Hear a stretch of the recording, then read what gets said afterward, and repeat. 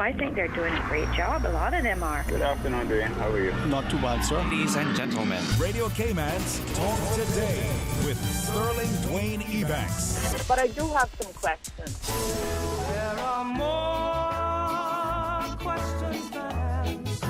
Radio Cayman's Talk Today. If you're ready to talk, we're willing to listen. Well, I really enjoy this program today. Cayman Islands' foremost listeners participation program. May God bless every person.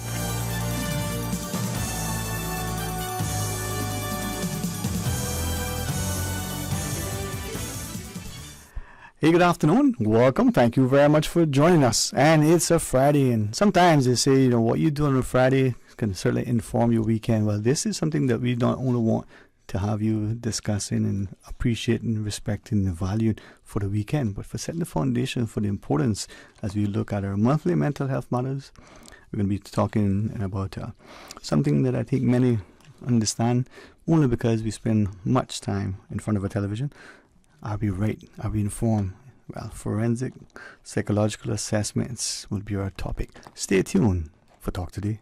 Talk Today is brought to you by Subway, open 24 hours in Countryside, Anderson Square in Georgetown, and Centennial Towers in West Bay. And by the Ministry of District Administration, Tourism and Transport. Explore your history, explore your land, explore your sister islands. And Cayman Airways. Call them on 949-2311 to book your nonstop flights to Los Angeles and Panama.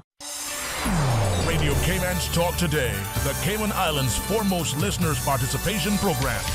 We ask our listeners to avoid statements or comments which are abusive, derogatory, malicious, or defamatory. Do not use any indecent language or make any statement which is false or misleading. Email talktoday@candw.ky or call 1-800-534-8255. Courtesy of Flow, Cayman's #1 network that connects you to your world like never before. Let your voice be heard. Once again, here's your host, Sterling Dwayne Ebanks.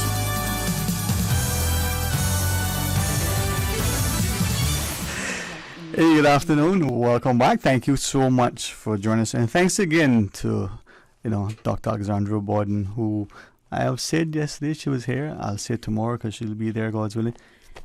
You remind me of many of our ancestors, a stock of whom people have seen to be a limitless reservoir. You draw on a great reserve. You're willing to give tirelessly, not just of your time and intellect, but your desire to see a community elevated. And through this monthly mental health matters show, we're starting to not only understand the importance of speaking to the need to look at mental health and wellness, so there's the stigmas removed, but the importance of accessing, qualified, competent, confidential resources.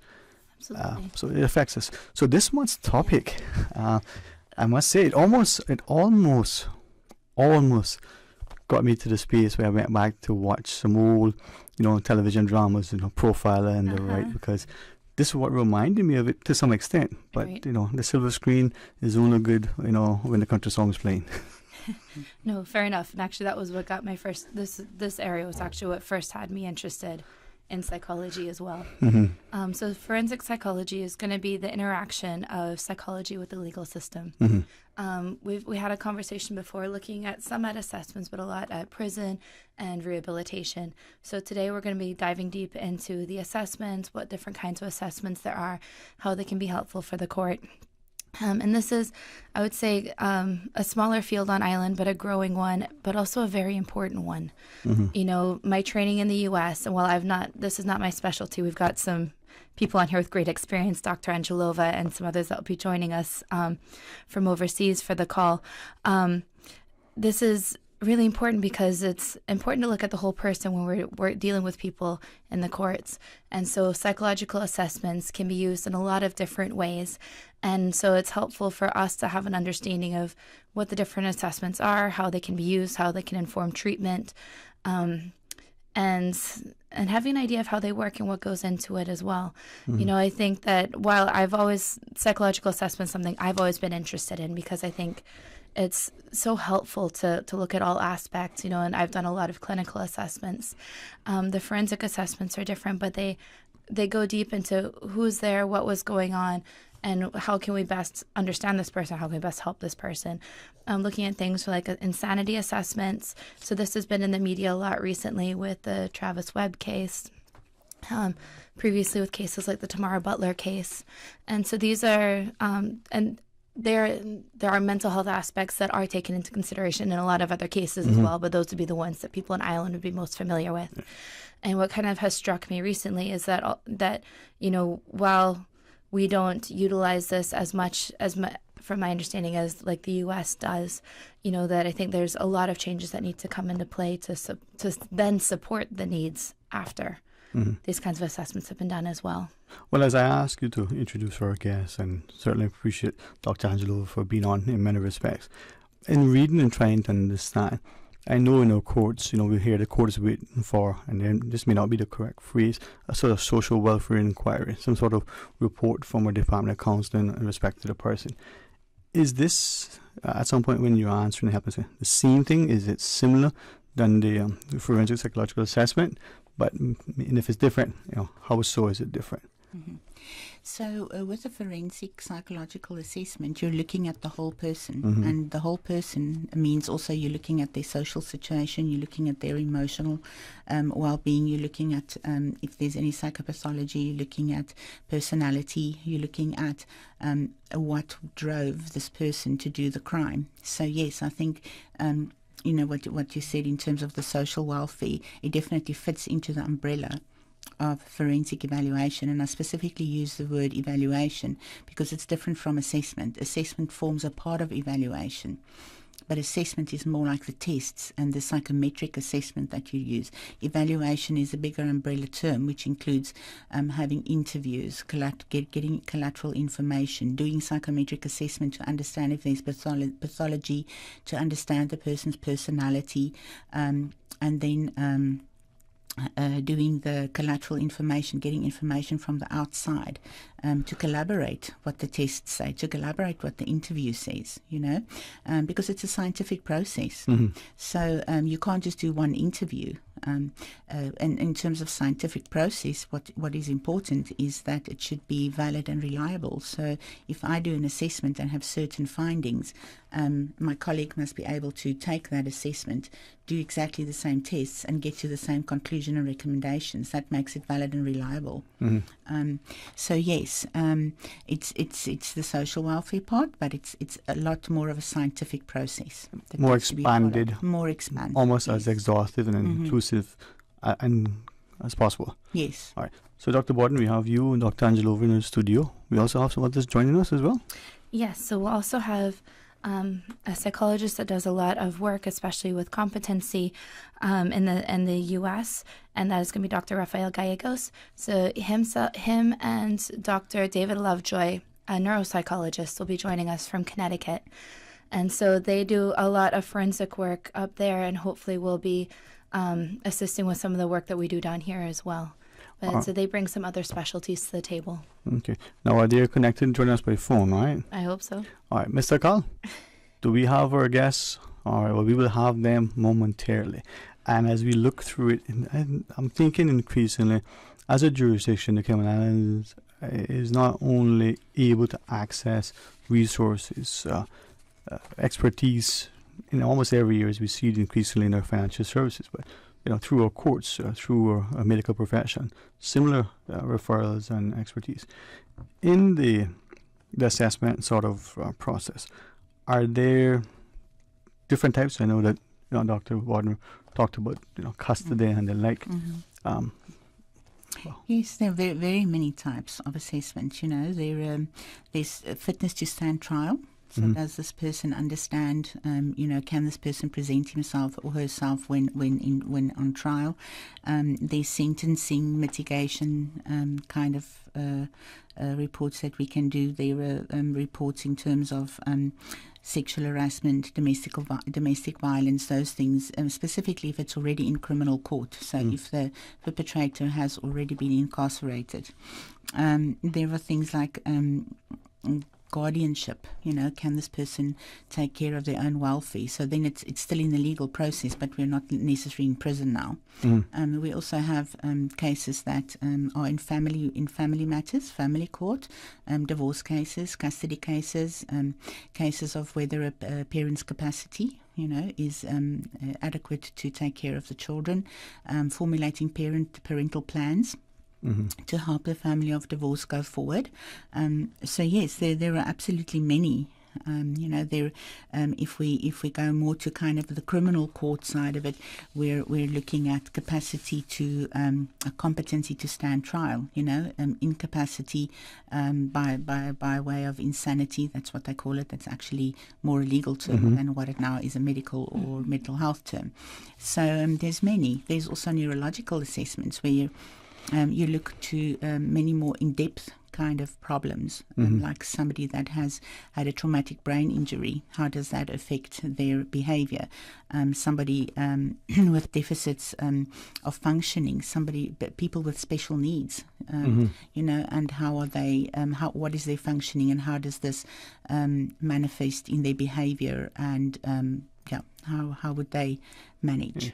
And as you said, I'm thinking of a number of things, but two that immediately jumped out is that individual, even though the age of majority in the Cayman context is 18, that person before the court in terms of criminal culpability is much lower. And even if it's older or lower, would their assessment say, hey, is this person able to plead, to understand what's transpiring? Yes. So that's definitely what we aim to do. So if somebody is 18 years or 19 years of age, chronological age, but the mental age of that person might be a lot lower.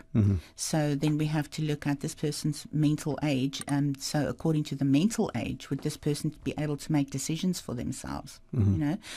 Or must a curator be applied or interacted with? And then from that perspective, as you go into the break, maybe for another song, you have a family member, an aged parent, a sibling, that legally, chronologically is over the age of 18. Yes. They may be 50, they may be 105.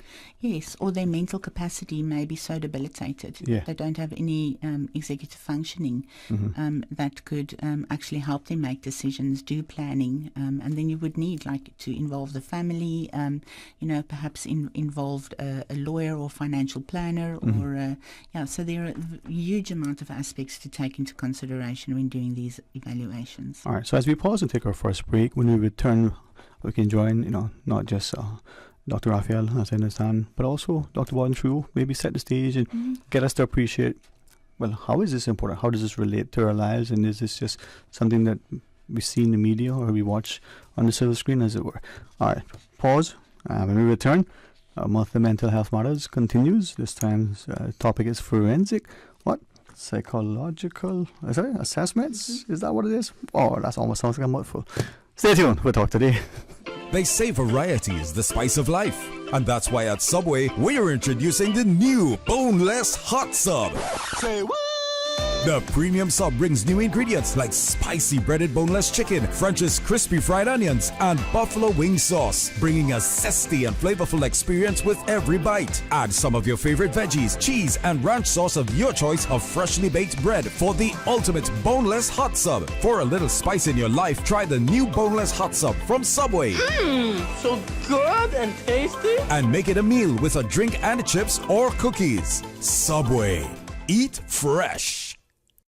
You know, as a little girl, I dreamt of traveling to faraway places and foreign lands. I tell you what though, no more dreaming. This summer, I'm going flying with Cayman Airways. How blessed are we in the Cayman Islands to have a very own national airline? Girl, you can fly to so many international destinations without the hassle of connecting flights. On top of Jamaica, Cuba, and Honduras, you got non-stop flights from Cayman to New York, Miami, Tampa, and even Denver, Los Angeles, and now Panama. Going to be a little cafe con leche and Hollywood Squares for this old gal this summer. Make your travel dreams come true with Cayman Airways, offering non-stop flights for non-stop adventures in Panama, LA, and many more places in between. For details and to book, call 949-2311, contact a travel agent, or visit CaymanAirways.com. Barry's Golden Jerk, the Cayman Brac sensation, ranked the #1 restaurant in Cayman Brac by TripAdvisor and home of the authentic jerk. Barry's Golden Jerk, serving large portions of the best jerk chicken and pork. Open Wednesday, Friday, and Saturday near the airport, or call 917-6713. Barry's Golden Jerk. It's simply better. Are you tired of waiting in long lines at the pharmacy just to fill a prescription? If what, child, let me tell you.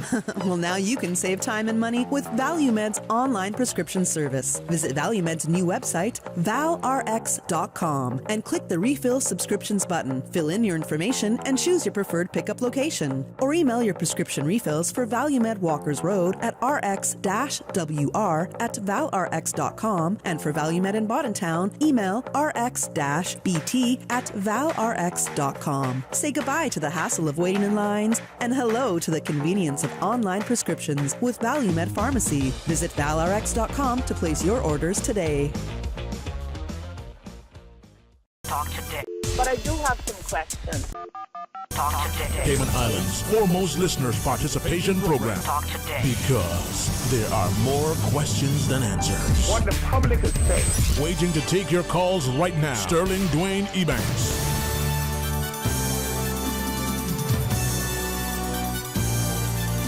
Hey, good afternoon, and thanks very much for joining us, and thanks again to Dr. Alexandra Borden for joining us. And together with Dr. Angelova, we're having an exciting, informative discussion that may cause many of us to appreciate how the landscape is unfolding. So, forensic, psychological assessments is our topic, and I know there's a symposium coming up later on, but you tell us. But you also have some of your colleagues overseas join us as well. Yes, sir. So Dr. Gallegos and Dr. Lovejoy will be joining us as well to share their insights and their input as well. All right, well, let's see if we can leverage the technology and go straight to the phones. Hey, good afternoon. Welcome. Thanks for welcome. Thanks for joining us. Yes, hi. This is Dr. Gallegos. Good afternoon, sir. And Dr. Lovejoy. All right. Thank you both for being present and accounted for. We marked it in the column. You get a gold star. And I trust that this discussion, would be beneficial to all of our listeners, through your collective input. So, again, very, very much grateful. If I might, ask when we're talking about this topic, for many of us, the whole issue of, how do we, especially when we're before the courts, how we perceive, how is what we say and do, and what at the end of the case, the evidence is weighed, and then there's a sentencing. But when we ask that, is this only an instance where it's as a result of a court intervention that we would have to have these sort of psychological assessments? So there's a number of roles that psychologists play with the criminal justice system. The one thing that we mostly do with regard to forensic evaluations is competency to stand trial, and that is generally ordered by the judge. And then other types of evaluations might be referred to us by the defense attorneys, and that would be things like criminal responsibility, and then reports that might help with regard to sentencing, and those are generally called mitigation reports. So those are kind of the broad categories, and then other evaluations would include evaluations with regard to the mental state at the time of offense, or whether or not the person might be not guilty by reason of insanity. And then, the prosecution may ask actually to have an evaluation done to determine whether or not the validity or of the defense reports, holds water, so to speak. So psychologists play a role in the court system. It's a pretty significant role. The kind of at the end stage of a criminal proceeding, the psychologists might also be involved in developing and designing treatment interventions for the defendants, and that's a big part of the work that I do as in my practice here up in Connecticut. And at the front end, I'll let Dr. Lovejoy talk a little bit more about this, but he's a neuropsychologist, and he has a little bit different focus. Thank you for that. So, Dr. Lovejoy, welcome, and certainly look forward to your contribution as well. Great, thanks for having me. So, yes, I am a neuropsychologist, so the cases that I see are sometimes just a little bit different in terms of the question. So, there are times where we're concerned about someone's cognitive functioning, things like memory, attention, executive functioning, things along those lines, and how a potential insult to the brain has impacted someone's ability to think, to reason, to learn and remember things. And that's when a neuropsychologist is sometimes called in to evaluate the individual in relation to a stroke, traumatic brain injury, dementia, things along those lines. So we sometimes do see neurologic injuries within forensic populations, and an evaluation that looks at cognitive competencies in great depth is sometimes requested by the court, and that's usually where I come in as well. Mm-hmm. And listening to you, I was just thinking that it would appear that some jurisdictions would, in their court system, would be more apt to utilize your services than others. From your perspective, why is that? That some would have a trial not proceed unless there is that evaluation being done by professionals like yourselves here, and then others just proceed, and maybe any issues come up on appeal. Sure. And so in the United States, the competency to stand trial is really a central issue as to whether or not the criminal process or the proceedings can proceed. At any time during the trial, at any time during the proceedings, the issue of competency can be raised, which means there's always a question: is the individual that's on trial capable of understanding what their charges are, how to work with an attorney, and do they understand how the legal system works? And again, they don't have to have a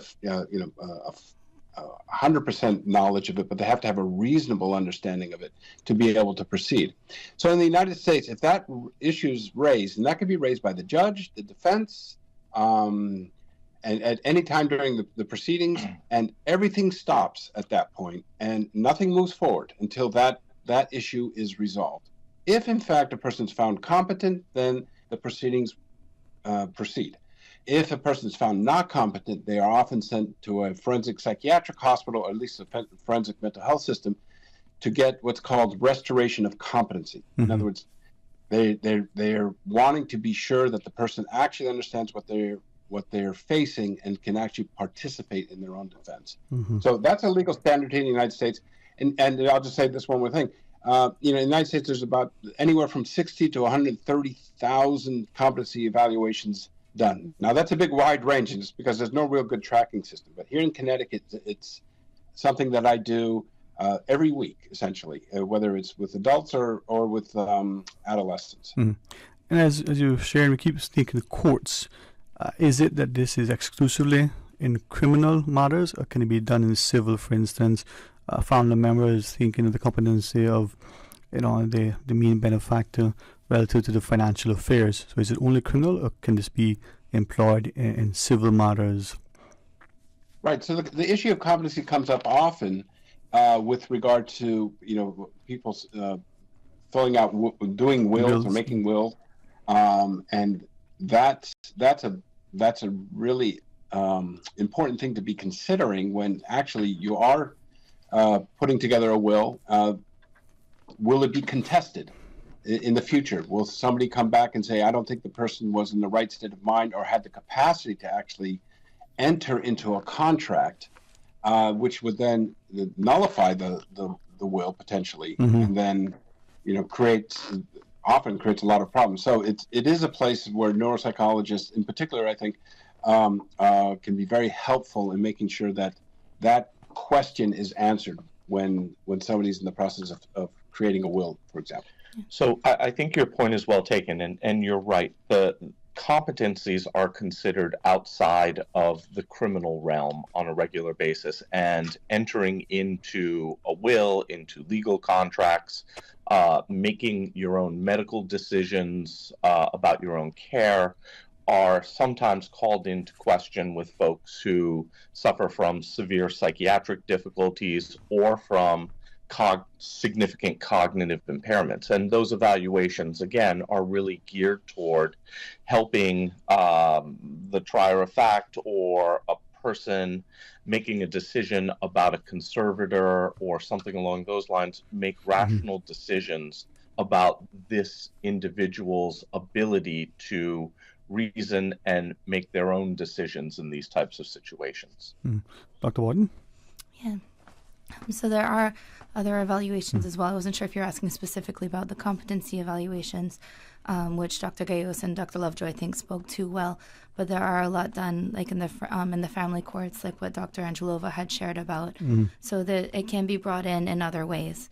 And I will say, I think that the level of assessments, I know we're kind of speaking quite broadly here, but I think that that's what really makes psychology stand out as opposed to the other professions. You can hear the different kinds. I mean, you just asked about competency. You just got a very in-depth answer. And I can tell you that, if anyone has seen a psychoeducational assessment done where the child is stuck with us for hours doing some fun things, some school-related activities as well, it's a lot. And I know parents are always appreciative of what comes out of it, but this goes to another level.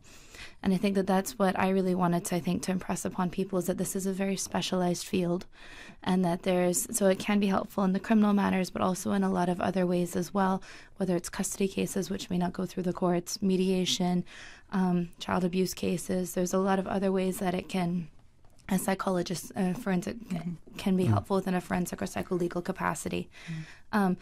In Cayman, I would say where it can be called in different ways and requested by the courts. So if you're looking at other matters as well, I think that that's one thing that makes Cayman very unique.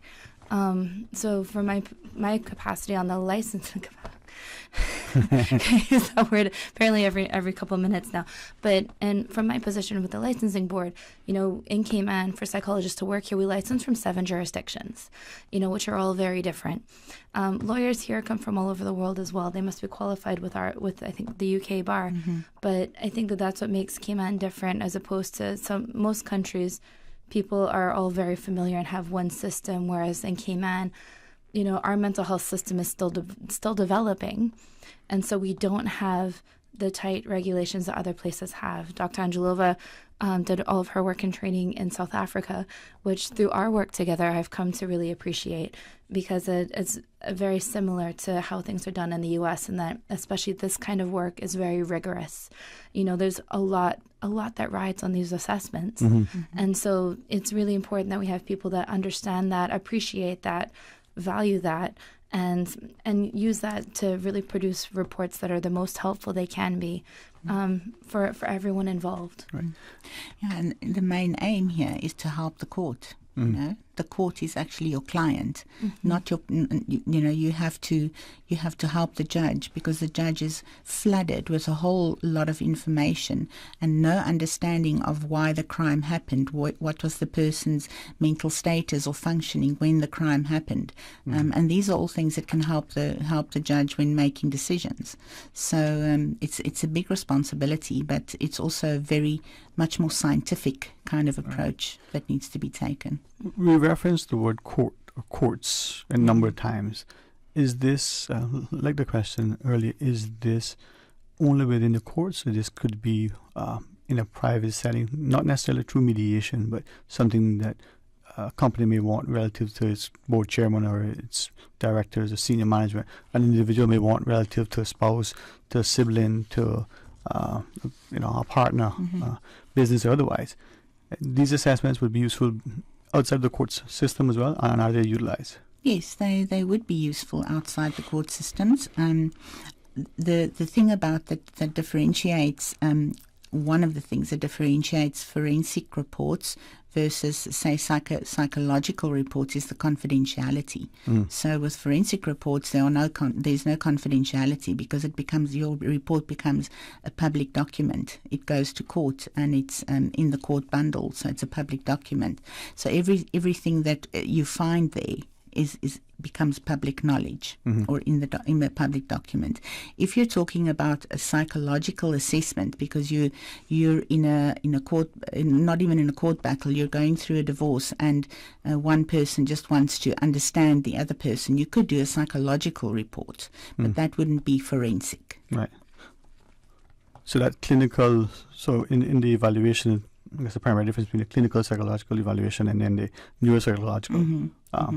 And as part of a forensic evaluation, you're definitely going to do a psychological evaluation as well, because the interviews and the tests are all geared to that.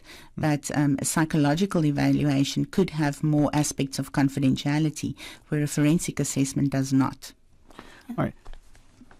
So when the reports come and the reports are requested, there's a lot of different focuses that can be had, and so it's we call it the referral question, and that whatever the question is what the report would be geared towards. You know, so that's where they've mentioned the different kinds of reports. So there's different reports that are done, different assessments that would be used within it, and then different levels of other information that may be brought in, whether it's corroborative information, more interviews, research might be entered into it. So depending on what the question is will guide what work is done. Okay. Dr. Gallego, if I may ask initial three, then perhaps your colleague Dr. Lovejoy may wish. As I listen, I'm appreciative that standardized testing, as we use increasingly in education, the scientific method requiring that rigorous testing of the hypothesis so that we can replicate the results. But in these areas where we're dealing with an individual, is it best to have something that's bespoke for that person in that circumstance, given that it's the human behavior? Or, do we just look at these standardized metrics and the psychological evaluations to determine which would be better and why? So that's a pretty complex question, and let me kind of unpack that and go back a little bit. I think I want to echo what other folks have been saying, in that with psychological assessments, part of the unique benefit added stuff that psychologists bring to a situation are the use of standardized tests. We employ interviews as well. This would be similar to a psychiatrist in terms of how they do an evaluation to understand an individual. But the testing really is rather unique to psychology, and it helps us quantify things. It helps us quantify someone's cognitive abilities across many different cognitive domains, and it helps us understand and quantify aspects of someone's emotional functioning or psychological functioning as well. For any individual, typically we will look at their circumstances, understand their past history, the current referral question, and select unique tests to address the issue at hand. So any psychological or neuropsychological evaluation can look very different from one person to the next. And in that way, it's customized not only for the referral question, but to address unique aspects of the individual and the situation at hand. Yeah, I'll just add one little thing to this. A good treatment is preceded by thorough assessment. So meaning if you're going to be treating for whatever reason, and this is outside of the medical legal context, not the psychological evaluations, it is always good to properly understand who you're dealing with from a cognitive perspective. That's the cornerstone of an evaluation, and then also from an emotional and interpersonal perspective. And the psychological assessments gives us an idea of how people compare to other people. And then, as Dr. Lovejoy said, we have the clinical interview, we have collateral interviews with family members, let's say, and then we have we review records. But the assessments themselves bring a unique data point to our evaluations. And again, a comprehensive assessment is really indicated, especially with complex cases, people with complex psychiatric conditions. That helps to inform good treatment. And then with that, as you doing your evaluations, would you also want to rely on some of the medical technologies, for instance, an MRI or the brain, looking at other things to see potential of what medically may have been impacting the individual? Absolutely. I think that's hugely important in terms of one area that needs to be considered for anyone, and that is their past medical history. If, as you point out, if there's an MRI or a CAT scan or positron emission tomography available for review, that's very important, and it can help better understand as well how the results of the tests relate to an area of brain dysfunction identified by one of those types of scans. So not only looking at potentially the diminished capacity of the person, again, back before the courts, or even their functioning relative to estate planning, but then how, to what extent, say, a diagnosed brain tumor could have affected their behavior in that moment. Yeah, I think that's a really good point, and it brings the picture together in a more comprehensive way. Not only can you comment on someone's functional abilities and their ability to understand or reason through a particular situation, but you can talk about the likely why, the whys of the situation, because it looks like they may be struggling with a progressive neurologic condition like a dementia. Or, as you pointed out, it may be a brain tumor, but you can comment on what is impacting the test scores. So with the potential benefits, then the utilization of psychometrics and evaluating your chief executives with the greatest respect, your policing, perhaps even your other service personnel, your teachers, could that become much more commonplace to help us inform our decision making? We call those collaborative interviews. So we, if we're assessing a child, we will speak to the teacher or the nanny. If we're investigating, we call it psychological investigation. So we do speak to people that are caregivers or that have had contact with the person, or that work with the person, or in any capacity know the person, know the person's previous functioning to how the functioning is currently. So collaborative interviews are a very important part of an investigation. And a lot of companies as well are using them for hiring purposes as well. That would be a slightly different approach and field from what we're looking at today. But yes, and I think you can hear how important it is that the person who is the clinician administering these, that they understand the problem, they understand the test, and when they're assembling the battery that they're going to give, that they look at all things, like you highlighted, dementia versus brain tumor. Those are important things to consider when this is what's happening. This could come from this, and this. So it's important that we look at this, and this. Cause and effect, correlation. And so then you want a test to rule those out. Right, so we do that clinically anyway, but especially going before the courts, you want to say that you were aware that could be another explanation for it, but then you want to do a test for it as well. And then these tests, rather than being compared to the general population, will often be what we call normed on forensic populations. So rather than just testing 1,000 people in the public, these will be done in prisons or with persons that are convicted or somehow involved with the judicial system, and that will be the norm, because things that they commonly experience may be slightly different from what persons in the general population experience. But then also when things come up, a clinician that's experienced in this area can explain why this test and this test, while it looks like one thing, might be something else. So an easy example would be, we get assessment referrals all the time for ADHD. Right, and I think this is where I explain to parents it's really important that we look not only at ADHD, because it might be yes on that assessment, but anxiety looks like attention difficulties. Depression also includes attention difficulties. Too much caffeine can cause issues. So it can cause behavioral issues. There's a lot that actually tends to help with focus, ironically. But there's different things that could be going on, right? So that's where, as a clinician doing that assessment, we look at all aspects. So same thing in the forensic capacity is that they have to identify other possible explanations and then assess for those as well. All right. Well, we're going to pause, take a short break. When we come back, we invite you to rejoin us. We're grateful for this opportunity to talk about forensic psychological assessments. So join us after the break. You know you've dreamed of that Mercedes, the smooth leather, the style, luxury that feels so good. Ooh la la.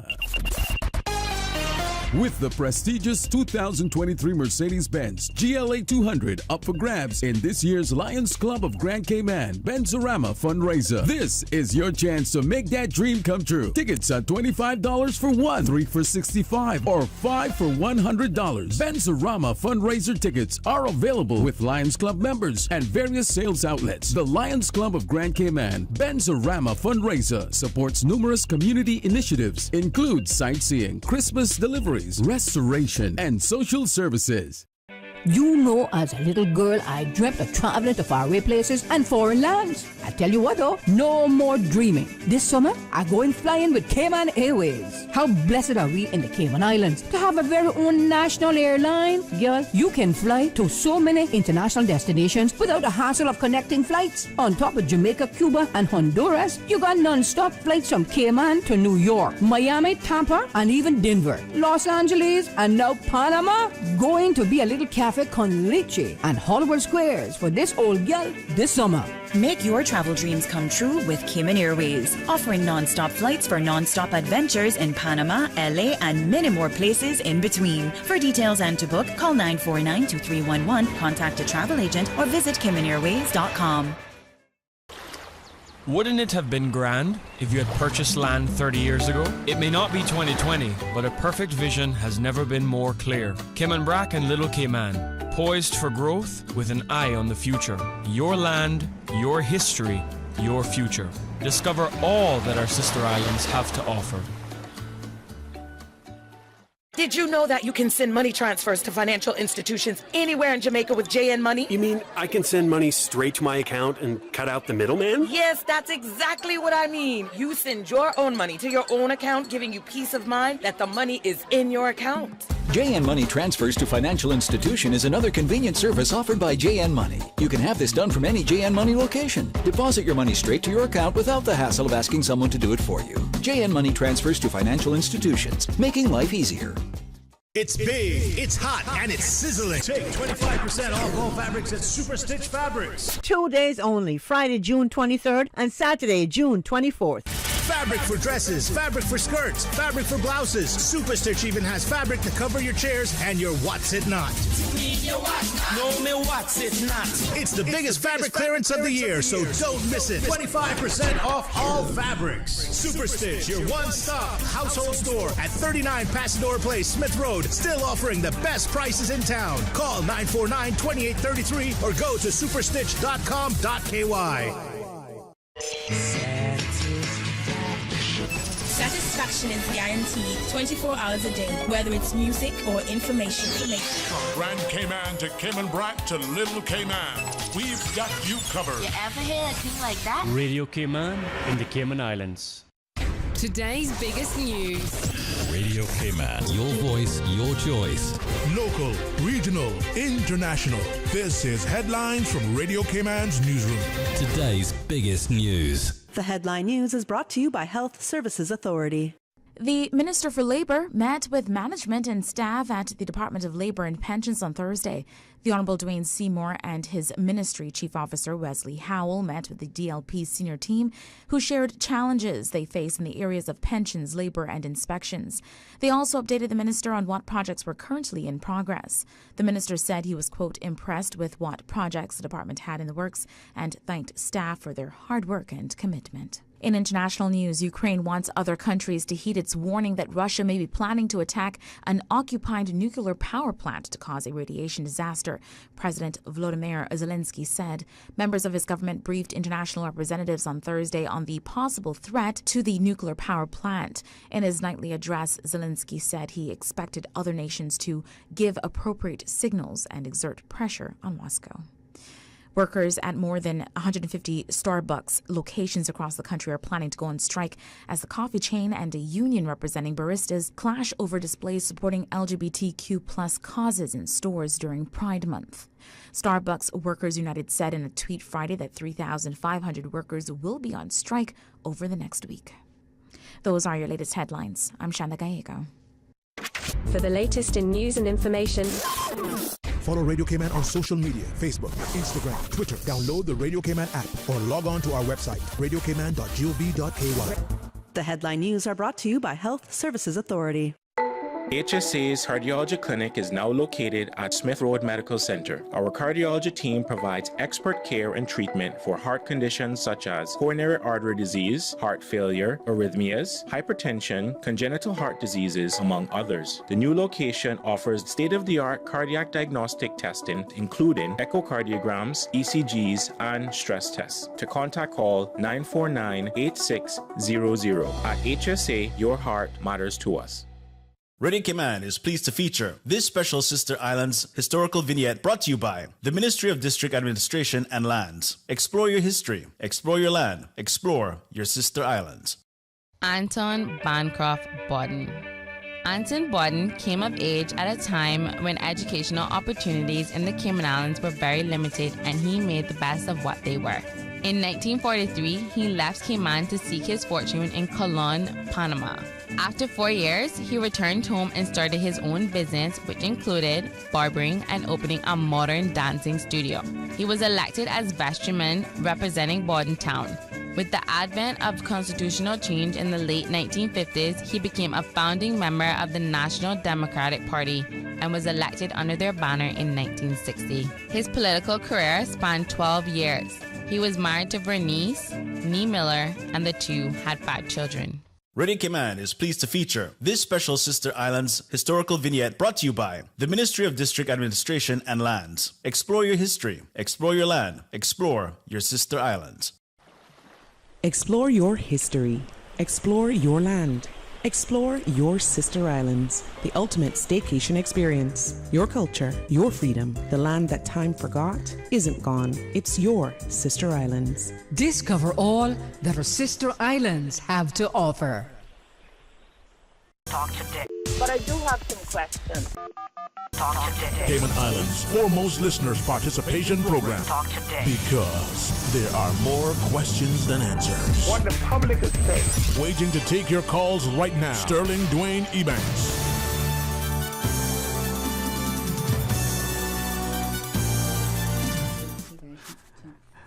Hey, good afternoon, and welcome back. Thank you so much for joining us. And it is our monthly mental health matter show. Forensic, psychological assessments is the topic, or is it forensic psychological assessments are the topic? Who's good in English? I think I know the answer. In the studio, Dr. Alexandra Borden and her colleague from, of course, Cayman, Dr. Lisa Langelova, and joining us from Connecticut over in the U.S. Props, one of the places that enjoys, the beauty in the fall. It may be pretty the rest of the year, but we have Dr. Lovejoy and Dr. Gallego. So thanks to both of you for joining us. Now, again, through you, Dr. Borden, as we continue the discussion. Mm-hmm.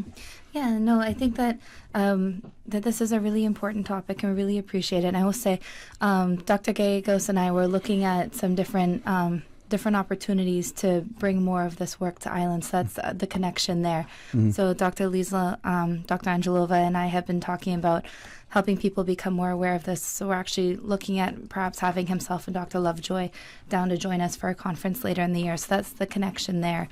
I always appreciate it when I find people that have skills I don't have and are good at it, but also have a similar passion for psychology and the betterment of the community. And I think that that's something that I've definitely found with Dr. Gallegos, of course, Dr. Angelova and Dr. Buford, who I work with as well. So I really appreciate the kindred spirits. But this was brought up in Cayman with the Ford study, which I believe was done in 2006. That was the first time that this was raised as an important part within the judicial system. That the Miss Ford, who I believe was a social worker, went to the prisons to do research, to do some research up there, and what she found was that a lot of the guys that were up there had a history of mental health difficulties, learning disabilities, a lot of mental health concerns that were not being addressed. And that's the difficulty where we have the legal system separated from the health system, and that a lot of times these guys just get labeled, and I say guys because the study was all men at the time. Of course, this applies within women as well, and it might present differently with women too. But a lot of times the guys get labeled as bad guys when really that's not the case. You know, they might have ended up in trouble, but a lot of times it's important to look at the history. And a lot of times there's a history of trauma on their part as well. You know, I had a friend that worked actually with sex offenders, and I was like, how could you do that? And she said, you know, that they're humans too, and as you get to know them, you hear what they endured as children, and that is what led to them becoming or getting into the difficulties that they got into. You know, and so that was the first time it was highlighted here. That's a study that's not often talked about for years.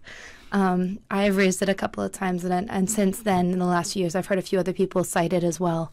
More studies like that would be helpful, but it was the first time we had validation here that this is important, and what we're seeing in the States with the need to include mental health and the medical side within the court system is important. In the States, not even looking at if it's a substance abuse charge. They're looking at more at mandating treatment and seeing it as an actual illness, as opposed to just locking them up. You know, if they had cancer or something, you would deal with that, right? So I think that America has gone far beyond that.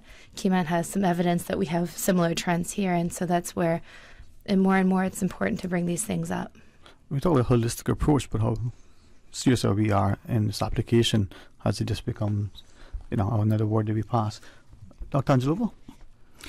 I think I just want to reiterate what Dr. Bodden said, because international research kind of found that people in prison are more likely to have mental health concerns than the general population. And yes, there are many individuals that have that precede imprisonment, that have traumatic histories associated with predisposing them to having doing criminal acts.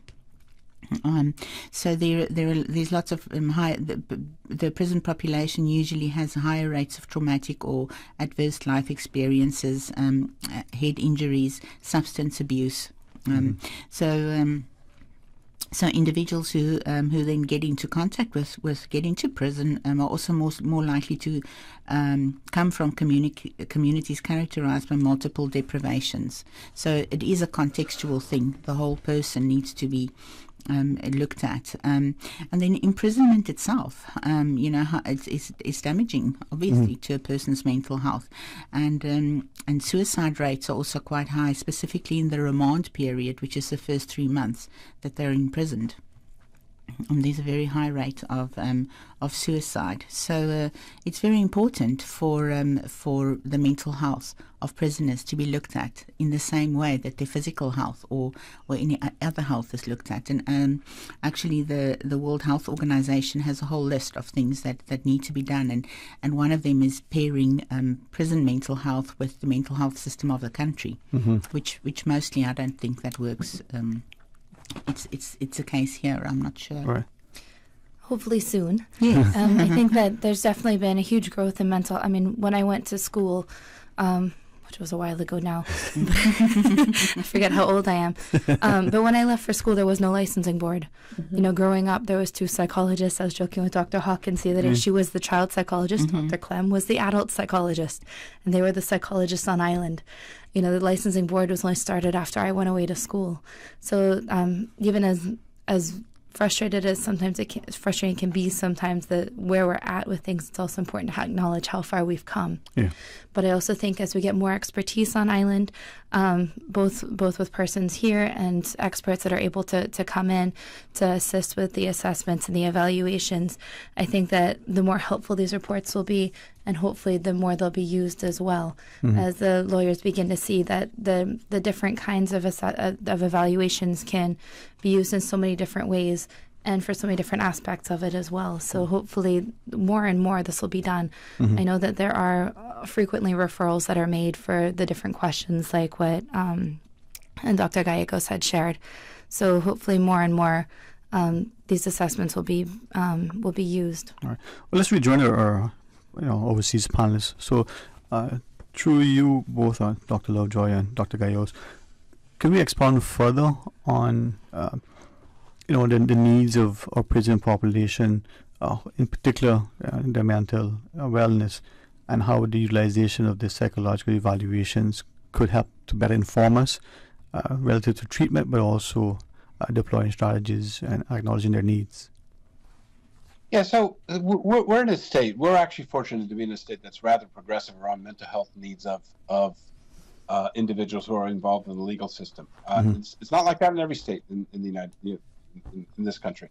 But I think an important point to remember is that the evaluations that we do to help the judge in the sentencing phase not only helps the judge to temper justice and punishment for somebody who's broken the law, but also to temper that with compassion. And that, although that all sounds very nice, if we think about it in more pragmatic terms, if we take into consideration the needs of the people that end up in the prisons, and we do proper rehabilitation, and it's properly informed by, and I think these psychological evaluations do that, then in terms of recidivism, it lowers the chance of that. So it's not just a matter of compassion, but it's also a matter of public policy in terms of reducing crime and reducing the prison population in the long run. Yeah, I'll just add to that in that I think a good psychological assessment or neuropsychological assessment is a blueprint for treatment for this individual. And here in Connecticut, at least, those evaluations are seen by judges, they're seen by correctional personnel, and they're seen by folks who help those who are incarcerated transition back out into the community. So it helps better inform treatment at the onset when someone enters prison. It also informs treatment as they're moving beyond a prison setting in a structured way with the best hope of rehabilitation and lowered recidivism. No, as we're sort of listening to you, I wonder, in particular, our policymakers and the wider public in general, that they would consider that this is, financially speaking, a cost undertaken for any jurisdiction to implement. Just broadly speaking, is it an expensive thing to deploy?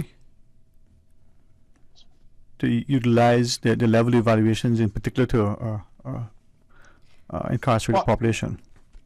Yeah, I'll just speak to that. I think relative to what it costs to incarcerate somebody, rehabilitate or not rehabilitate somebody, and the cost to society with regard to the problems with recidivism, it's really quite minuscule cost. Now, these evaluations do take a fair amount of time. They're onerous, and it does take a high level of expertise and training to do them.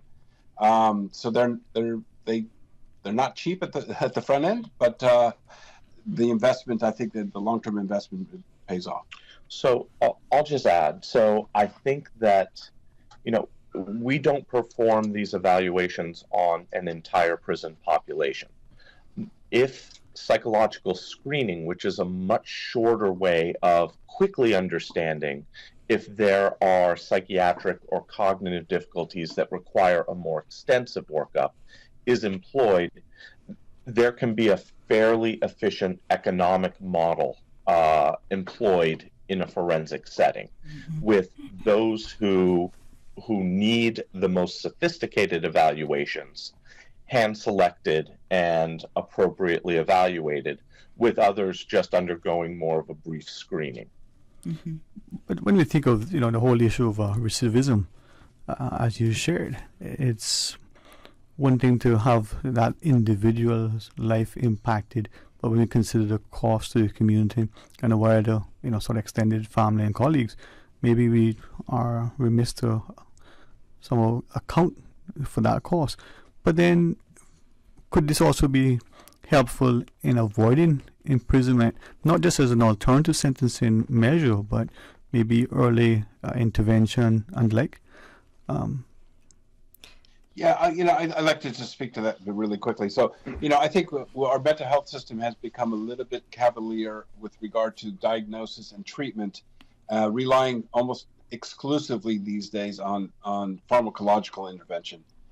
And so, you could go to your PCP, your primary care physician, in a 15-minute visit and leave there with treatment for depression, psychopharmacological treatment for depression. I think that in terms of the evaluations, clinical evaluations that are thorough, can help steer treatment in the right direction right from the get-go and avoid unnecessary treatment, unnecessary use of psychopharmacological interventions. And again, I'm not disparaging medications at all. They are absolutely required in certain cases. But I do think that the upfront investment in doing things thoroughly pays dividends in the long run. Yeah. So I'll just add really quickly to that. I think, part of your question was, can you use psychological evaluations prior to someone entering prison to potentially change that course? Mm-hmm. And there are, depending on the jurisdiction, there are diversion programs for folks who are classified as struggling with significant mental health difficulties after a good evaluation. And those individuals are diverted from the prison setting to, at least in Connecticut, to alternative settings that are more therapeutic and more understanding of the risk factors that brought them into contact with the system of criminal justice. So in Cayman, we have several of these courts. We have a drug court, which is going to be similar with the drug rehabilitation court, right, which is similar to the drug courts that they use in the U.S. And then we also have the mental health court, where if there's a concern of a major mental illness, then they would be routed towards there. And both of those are therapeutic courts in that they require treatment and generally keep the person in the community with a lot of support around them, to not only reduce prison costs, because you know how expensive it is. Mr. Brent is very good with having, I think it's like $67,000 to have a person in the prison for 1 year, one person for 1 year. So keeping them in the community, connecting them with all of the different supports and resources, helping them find a job, helping them get stable, right, for the mental health condition, the substance use difficulties, stay connected with friends and family, do some reparations a lot of times, doing some community service, paying things back. And then, so we have lower costs, but better success rates and lower recidivism as well. Mm-hmm. And so there are assessments done when they go, when those concerns are raised, then they're able to be channeled through those courts. So if I could also say, when we're doing our symposium this fall, Dr. Christine Montrose is going to be doing a presentation, and she just recently wrote a book called Waiting for an Echo, and it's all about the prison system's rehabilitation and looking at innovative models that can help with prevention and recidivism, and it's really a fascinating book. If you have a chance to get it, it's a great read. It's really well written, and it really does do a kind of a deep dive into our criminal justice system, and then again looking at some alternatives from the Scandinavian countries, which are really innovative, counterintuitive, but really turns out to be quite effective. I'm glad you referenced that, because I'm wondering to what extent, not unlike the media's reporting of, say, financial news, a lot of jargon, and with great respect, unless the particular, news reporter is adept at that industry, they're just words that have been uttered with any real analysis or understanding. So to what extent, generally speaking, the media, when we're reporting maybe a case in court, maybe it's just assessing something, that we need to be better informed, not just with the jargon, but a working understanding of what is transpiring, so that our presentations don't just ill-inform, but perhaps may even misguide. Well, I'll just speak to that very quickly. So I think unfortunately, the media does rely on ratings and sensationalism. So it has to be interesting. It has to kind of have these great inflection points for people to pay attention to it. I think that does do disservice to people. And often things are reported before all the facts are laid out in terms of who the person is and what their background is, and again, it's kind of, especially in this fast-paced era of internet and media is changed, and sometimes a lack of kind of an in-depth analysis. So I do think it potentially does people disservices, and then I do think there has to be a careful use and more precision in discussing, for example, what a diagnosis is and what the impact has. For example, people will say, when somebody's kind of flip-flopping back and forth, being equivocal about their answers, they'll say, "Oh, they're schizophrenic," or, but that has nothing to do with schizophrenia. So, yeah, I mean, the jargon is, and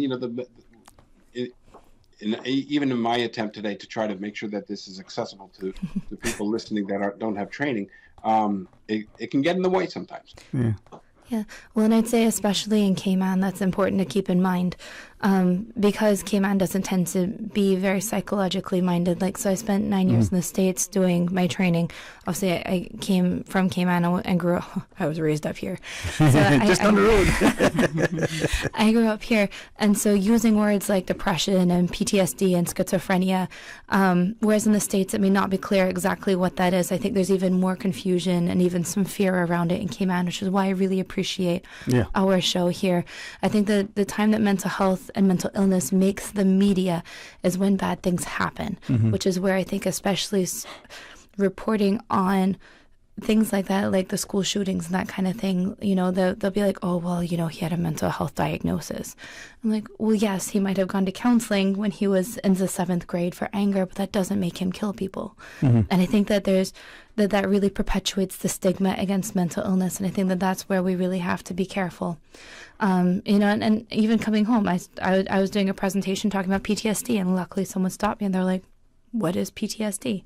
Which made me then kind of stop, backtrack, and further explain what's going on. So I think it's important to keep in mind, what perception you're giving out there. Yes, it does make ratings because it scares people, but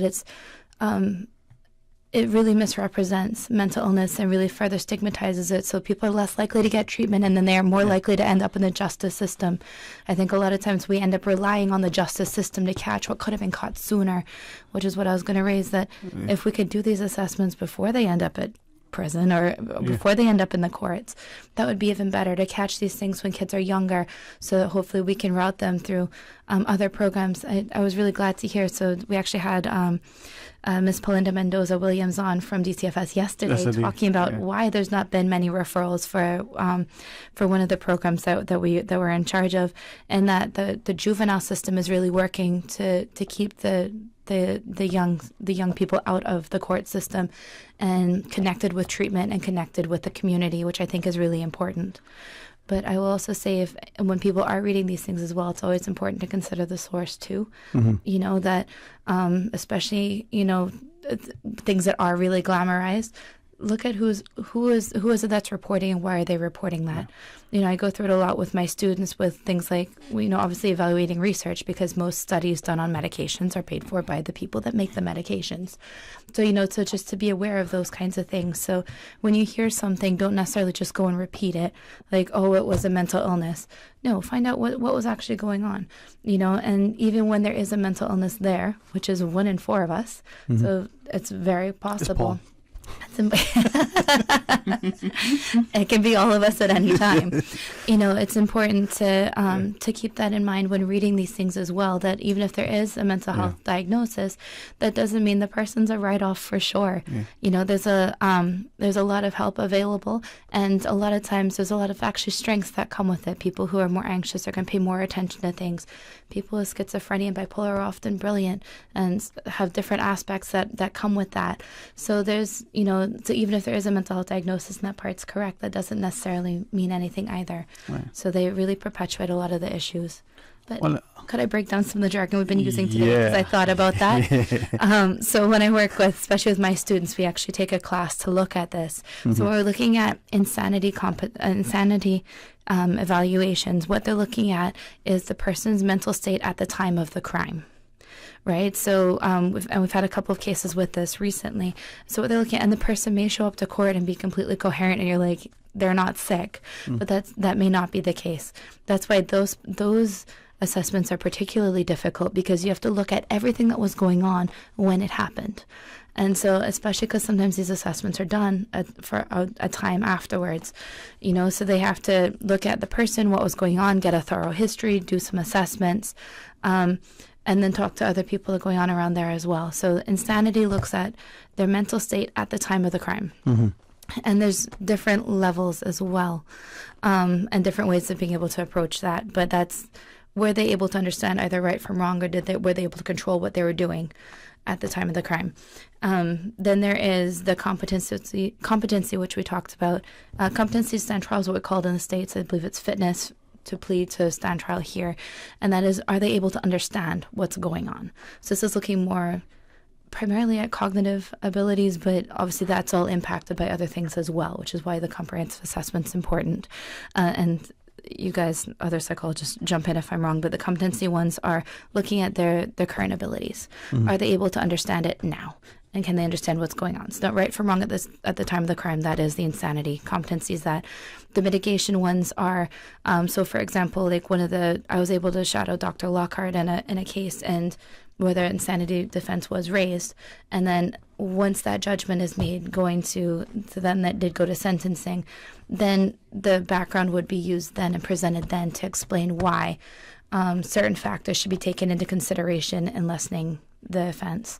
So understanding like Dr. Walker was one of my teachers at Nova, who advocates for the battered woman syndrome, to help the courts so she would testify as an expert witness to help the courts understand why a woman in a domestic violence situation killing her husband while he's asleep is self-defense.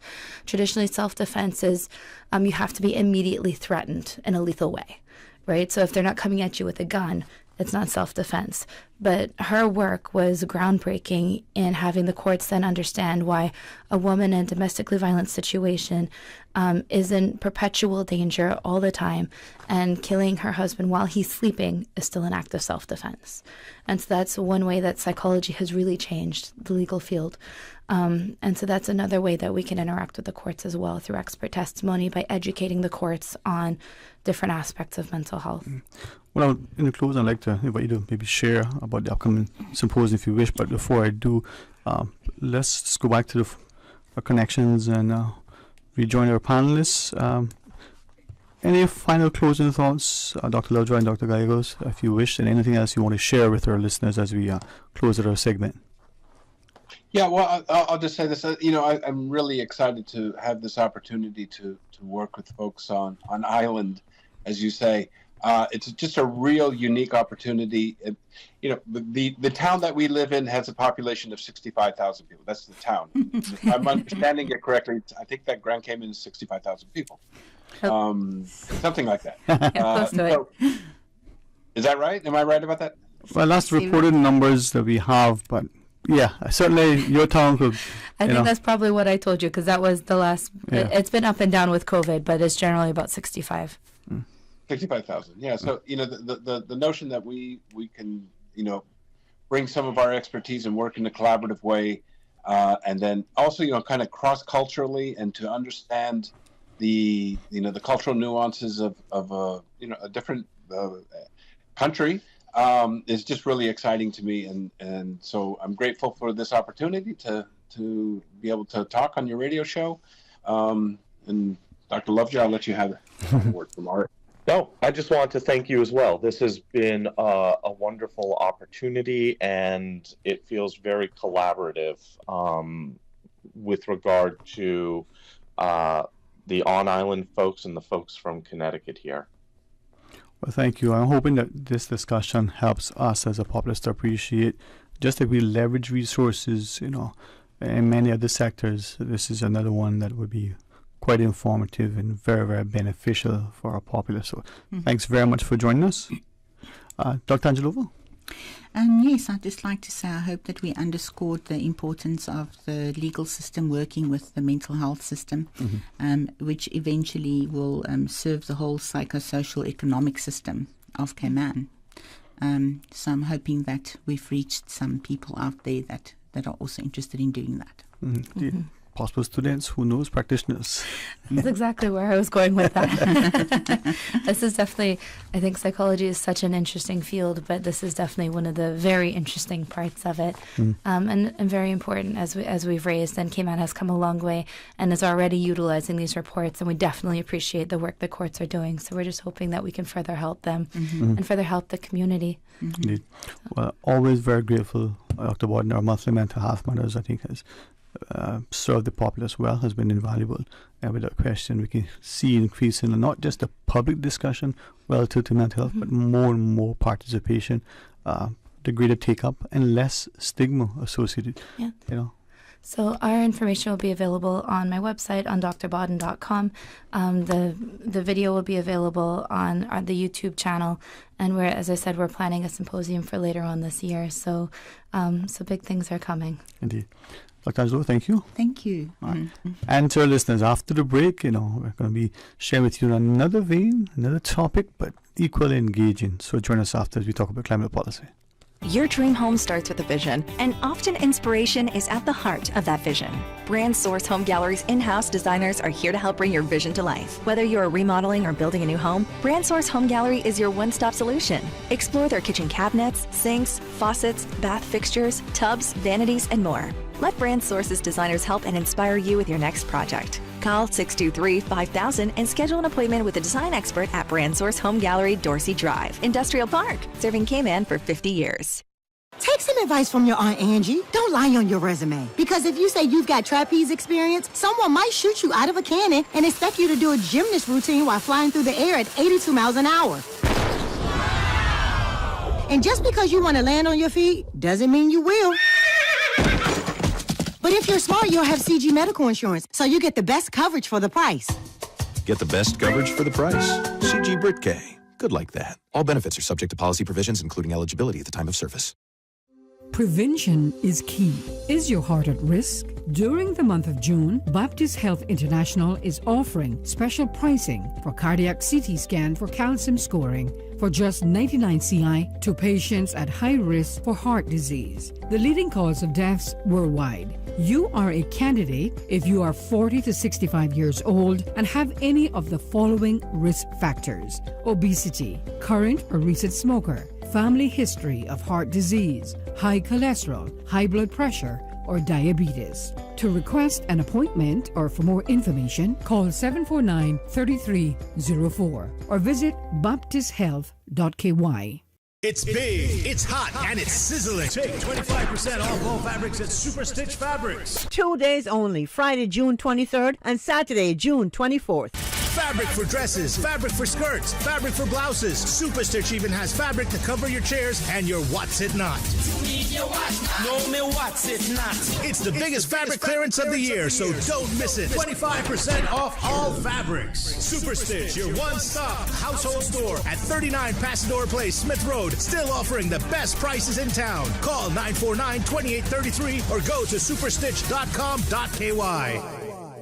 The 2023 Household Budget Survey is currently being conducted by the Economics and Statistics Office. The data collected from the survey will determine the items and the dollar value of these items that are included in the new Consumer Price Index basket of consumer goods and services for the Cayman Islands. Trained interviewers with identification cards from the ESO will visit 2,400 randomly selected households across all districts. The Household Budget Survey will run for 1 year, ending February 2024. Approximately 200 households will be interviewed each month. The interviews are confidential in accordance with a Statistics Act. No individual data will be published or disclosed. Survey data are exempt from Freedom of Information requests. For further information on any aspect of the Household Budget Survey, please contact the ESO hotline at 516-3329.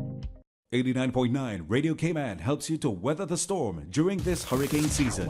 One of the most crucial elements of hurricane preparedness is storm awareness. During the season, it is of utmost importance to pay attention to the latest local weather forecasts, as hurricanes do not suddenly form or strike. There are various methods of advanced notification. Utilizing such may be the difference between a favorable outcome and disaster. Both television and radio serve as excellent mediums with up-to-the-minute storm path information in the wake of a hurricane. Another method of tracking a hurricane may be only arm's length away. Your smartphone or tablet can be your most valuable tool before, during, and after a storm, providing countless numbers of apps with crucial hurricane information. Many apps allow you to track storms with moving radar and satellite imagery, plus offer alerts, current conditions, forecasts, advisories, and even video. This hurricane preparedness tip was brought to you by your community radio station, Radio Cayman 89.9 FM. Talk today. But I do have some questions. Talk today. Cayman Islands' foremost listeners participation program. Talk today. Because there are more questions than answers. What the public is saying. Waiting to take your calls right now. Sterling Dwayne Ebanks.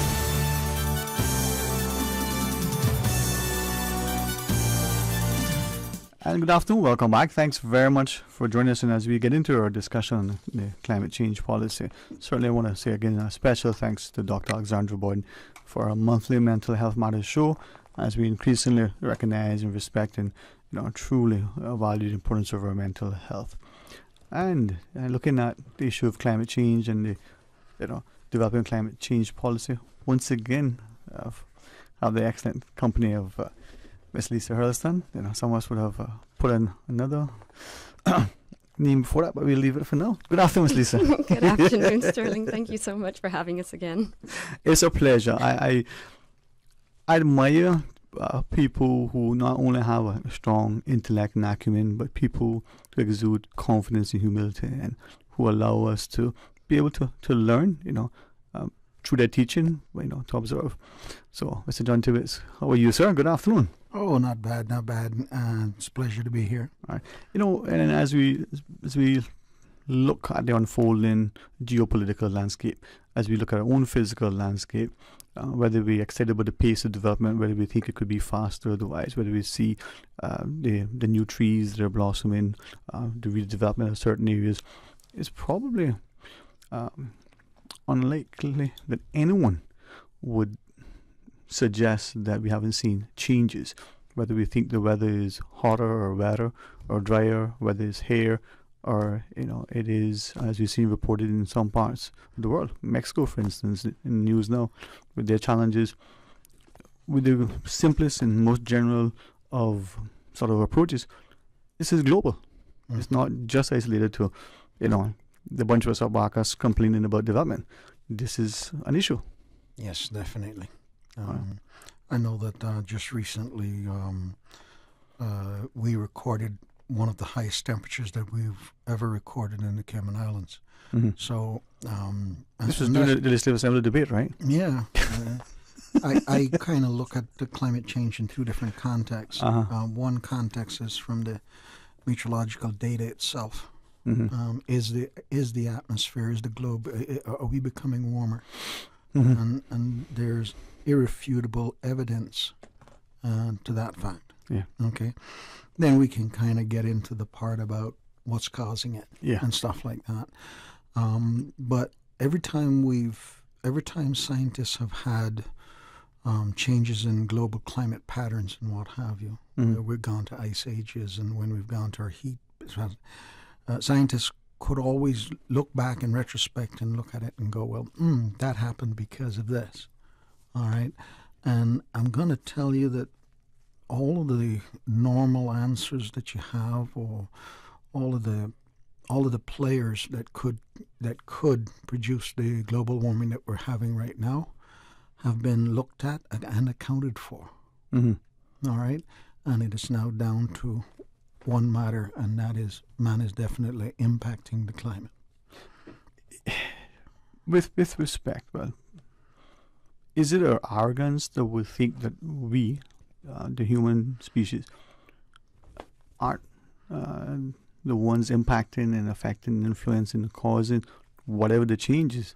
I mean, I don't see any of the intelligent other animals there in caucus, sitting around deciding things, and I use that word generally, as we assemble, given the dictionary definition, or deciding, in this boardroom what is going to do relative to something.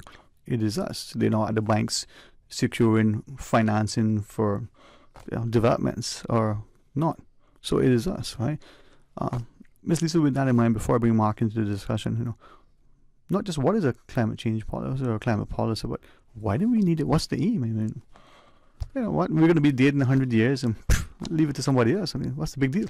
Well, you and I may be dead in 100 years, but no, I still hopefully got. I think I'll look at there will be others in the Cayman Islands that will still, call this place home, and we'll have a home that is at least to the quality of life that we enjoy now, but perhaps even better if we address some of the issues that John was speaking about just a while ago now, versus leaving them to become bigger problems for the next generation and generations down the line, which will more than likely be ever more costly. That's what they're definitely discovering in other small islands and other even larger jurisdictions than us, that these billion-dollar events, these billion-dollar disasters are happening much more frequently. They used to maybe only happen 1 in every 10 years or 1 in every 20 years. They're happening now almost on an annual basis, whether you're talking about, wildfires in the Pacific Northwest or in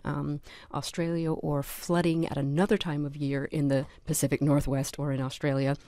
We can definitely relate to that in terms of hurricane events here, but not even just, hurricane events, which we sort of anticipate will be big, potentially life-changing and economically devastating events, hopefully not that don't disrupt our economy to a great extent.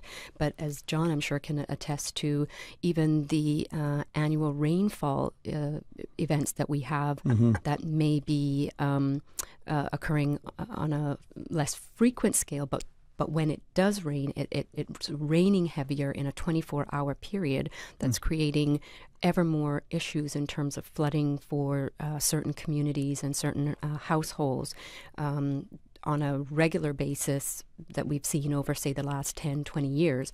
But those areas are actually starting to expand now in terms of where the impact is being felt, which of course has knock-on economic implications, not just for the immediate relief and recovery of those areas, but even in terms of preparedness going forward to try and mitigate, lessen, and or prevent those types of issues happening in the future. But then also for just the general disruption to people's lives and livelihoods on a daily basis when things like that occur. And that's just one example of one particular weather hazard and climatic factor that we will have going forward. So that's the type of thing that this policy is aiming to address. Goal number 1, which is to reduce Cayman's vulnerability, or the Cayman Islands' vulnerability to climate change and to climate-related events such as those. And that's it's the number 1 goal, because it's the number 1 issue that we have been facing for several years. We may not have been putting the name climate change or the term climate change to it, but we have been dealing with these issues, and now we need a more comprehensive way and a direction that everybody can be galvanized around within the public sector as well as in the private sector, and NPOs and NGOs and community groups out there that are doing maybe some of this in whatever capacity they've been doing it in, and could potentially be doing more if there was a more coordinated approach. And that's what this climate change policy is seeking to provide, is that coordinated approach. Yeah. In asking the question, it wasn't rhetorical. I mean, I think back to our parents and grandparents and our forefathers and the way they lived, the understanding that they were making a concerted effort. They were genuinely sacrificing for future generations. They didn't take all of the seafood. They didn't destroy the mango trees in order to build something. they understood that what they inherited, they had to be good stewards in order for future generations. So whether we're going to be here in 100 years, I might be. I mean, I might still be hosting the show. Who knows, right? But Mr. Mark Codlin, with that, in terms of, mitigation strategies, we can see some things that we can do to help. But is it identifying and talking, or is it acting and being proactive? Yes. Thanks again, Mr. Seymour. And good afternoon to your listeners. I think one of the key things, especially from the mitigation side, to look at carefully, is really the balance between the built and the natural environment. So one of the key things that we're working on, and of course, collaboration with a series of stakeholders to the ministry, and of course, our colleagues from Weather, is already understanding the land use as well, applying spatial data, which we refer to as GIS, doing some mapping to understand what has been the change over the last 20, 30 years. And of course, as you just mentioned, we have seen that significantly with the land cover.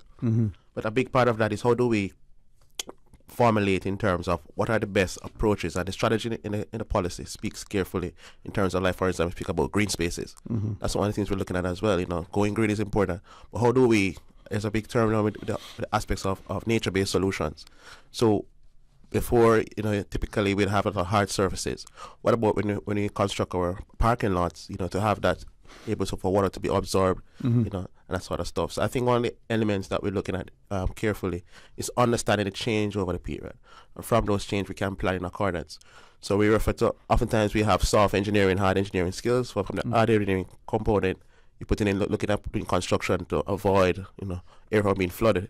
But what we're looking at is more the adaptation aspect of like an early warning system. So persons could be notified, because the reality is it is here. Experiencing extreme rainfall events.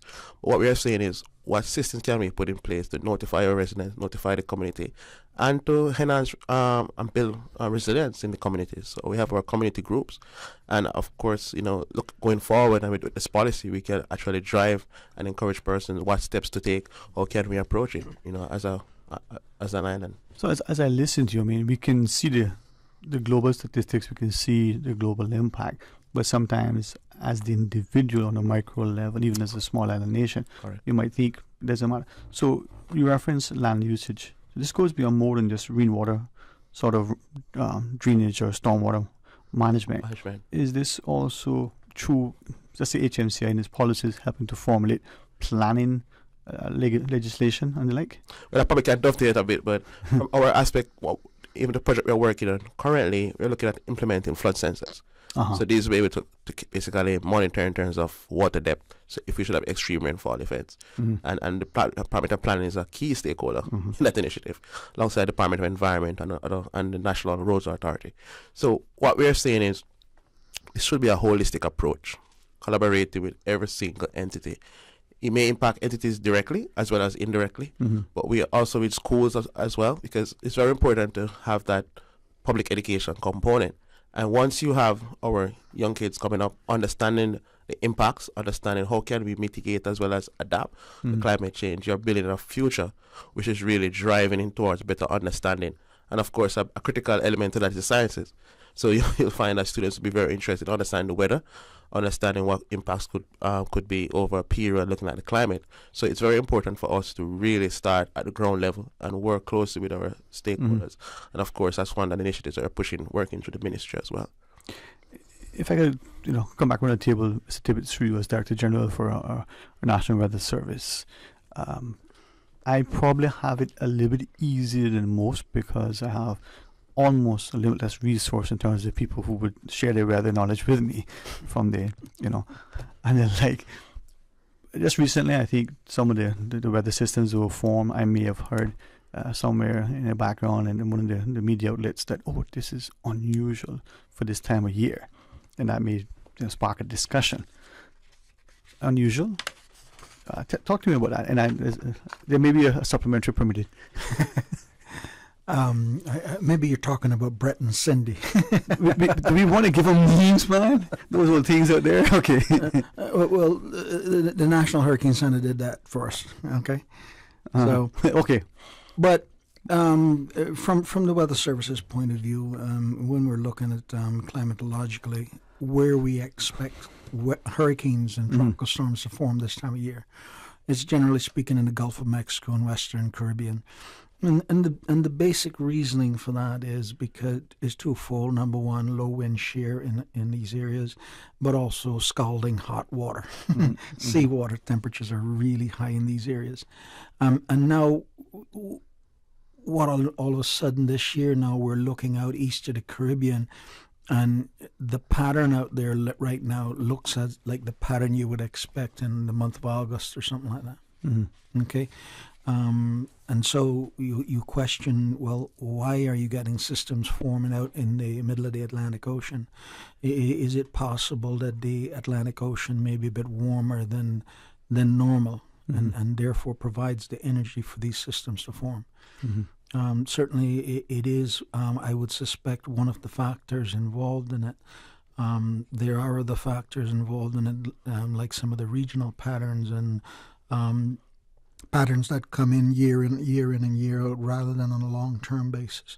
And they're actually saying, to be honest with you, this year when we do get this full effect of this El Nino effect we're going to have this year, they are expecting the annual average temperature for the globe for this year is going to be higher than even that. So, and there are scientists that actually look at the presence of El Nino and La Nina and see what it has on as an impact on the average temperature for the year. All right. Because generally speaking, if you get an El Nino, especially a strong one, you can expect higher than average temperatures for the globe. Right. So if I may ask you, I mean, as we look at data, whether it's financial statements, we want to see what a company or the industry, we can go back. And I gather with the records for weather, we can go back 100 years in some instances, and that helped to give us what things would look like. If I'm understanding media reports, and from what I gather you just shared, this year's temperature a little bit higher than expected. These storms, wait a minute, they're starting now. That shouldn't be until later on. Right.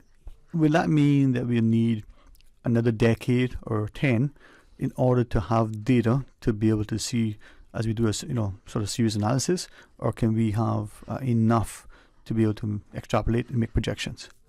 Well, I think the individuals that are checking and constantly monitoring the climate, and it isn't a bunch of Tom, Dick, and Harrys, as it were. They're highly qualified individuals with impressive levels of resources at their disposal and what have you. Everybody knows we have an up-air station at the airport, and we have a National Weather Service office at the airport. But there are thousands of those around the globe, okay? And everything is all linked in and tied into each other, and everybody's all speaking to each other and what have you. So it's not a weather just in Grand Cayman. There's a weather reading all over the place. You get on Cayman Airways flight, and you are flying from Grand Cayman to there, and as I said to the kids that always come and visit the offices, what's one of the last things that the pilot says to you? You're landing we're going to be landing in Miami shortly, and it's gorgeous, beautiful sunshine out there, and the temperature is such and such. That's because they've got an office there, all right? So, and data is being collected all over the place, and they're finding all kind of unique ways to check temperature, like ice cores and all this kind of stuff. Okay. That you talk about 100 years. Well, those go back quite a bit longer than that. For the record, the database that the National Weather Service has goes back to the early 1960s. All right, we do have the U.S. Up Air Station back in the 1950s, and we are looking at still including some of that data into our database and what have you. And we're looking to we're putting together a plan right now, and I'm hoping to get started any day now with a network of automatic weather stations that we're just not just saying just at the airport, but in East End and North Side and the Sister Islands and all over the place. Indeed. I believe we can take one call as we continue our discussion. Hey, good afternoon and welcome. Thanks for calling. Hello, good afternoon. Good afternoon, man. Hey, good afternoon, man. Thank you for sharing with us. How are you today? Okay, and you? Absolutely fantastic, man. Okay. Good afternoon to you guys also, Dwayne. Good afternoon. Good afternoon. Good afternoon, sir. Okay. Mr. Tibbetts, Yeah. how long have you been working with in this department? In the Weather Service? Yes, sir. Before it created. Okay. I'm the first Caymanian hired to work in the Weather Service, and first qualified Caymanian weather forecaster. Okay. Well, have you ever recommended to the government that they build proper hurricane shelters in our islands? Hurricane shelters are in reality an HMCI matter, to be honest with you. But yes, the National Weather Service has been there, along with HMCI, and bringing into context the problems we have with hurricane shelters. I know that just recently there was a meeting up at the new Town Church Center, which is going to be a phenomenal location for a hurricane shelter. And I'm hoping that they will get a bunch more comparable shelters. Where exactly is that located in Town? Right, once you get is that a chapel church? It's what's the jerk chicken place? Yeah, Rankin Jerk Center. Rankin Jerk Center. It's across the street. Yes. Yeah, but don't you think the foundation of that is very low to be a hurricane shelter? I think probably context. I mean, just to highlight there, the management in terms of construction. I mean, it works with a series of contractors, but closely with the department, public works department. I mean, I'm not an engineer, so we couldn't speak in its entirety, but the shelters are built and designed in accordance with the planning regulation, as well as working closely with the public works department, engineering team as well. Every hurricane annually, there's an exercise and there's a approval given in accordance to shelters, ensure that they are within a particular standard. Because of course, if there's any issue or challenges, there could be problems. So we ensure that we go by the regulated standards outlined by the engineers. Yeah, and just for go ahead, sir. Go ahead, Mr. Tibbetts. Okay, and just for the record, in this particular case, the Church of God in Town was planning to build their own church, okay, and they then joined up with the government, and the church was converted to a hurricane shelter.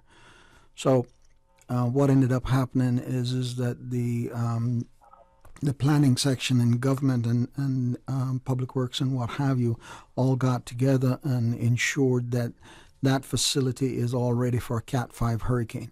Right. And given how far it is inland and what have you, it's an excellent location for a hurricane shelter, not close to the shore, and the foundation is built up.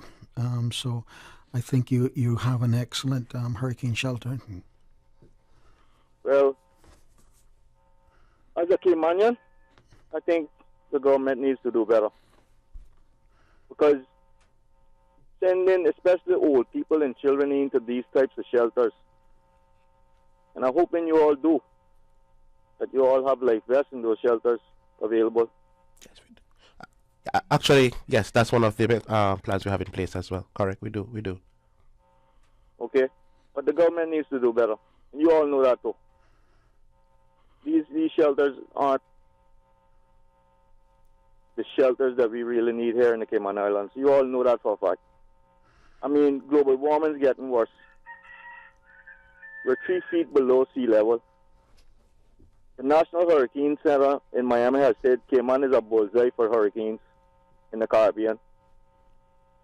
And we don't even have one hurricane shelter, professional hurricane shelter, to say at least 10 to 15 feet foundation, which is able to hold bulldozers, boats, trucks, even helicopters in case of a disaster afterwards, that we're able to help ourselves and save lives afterwards instead of waiting that British ship to come ashore to help us.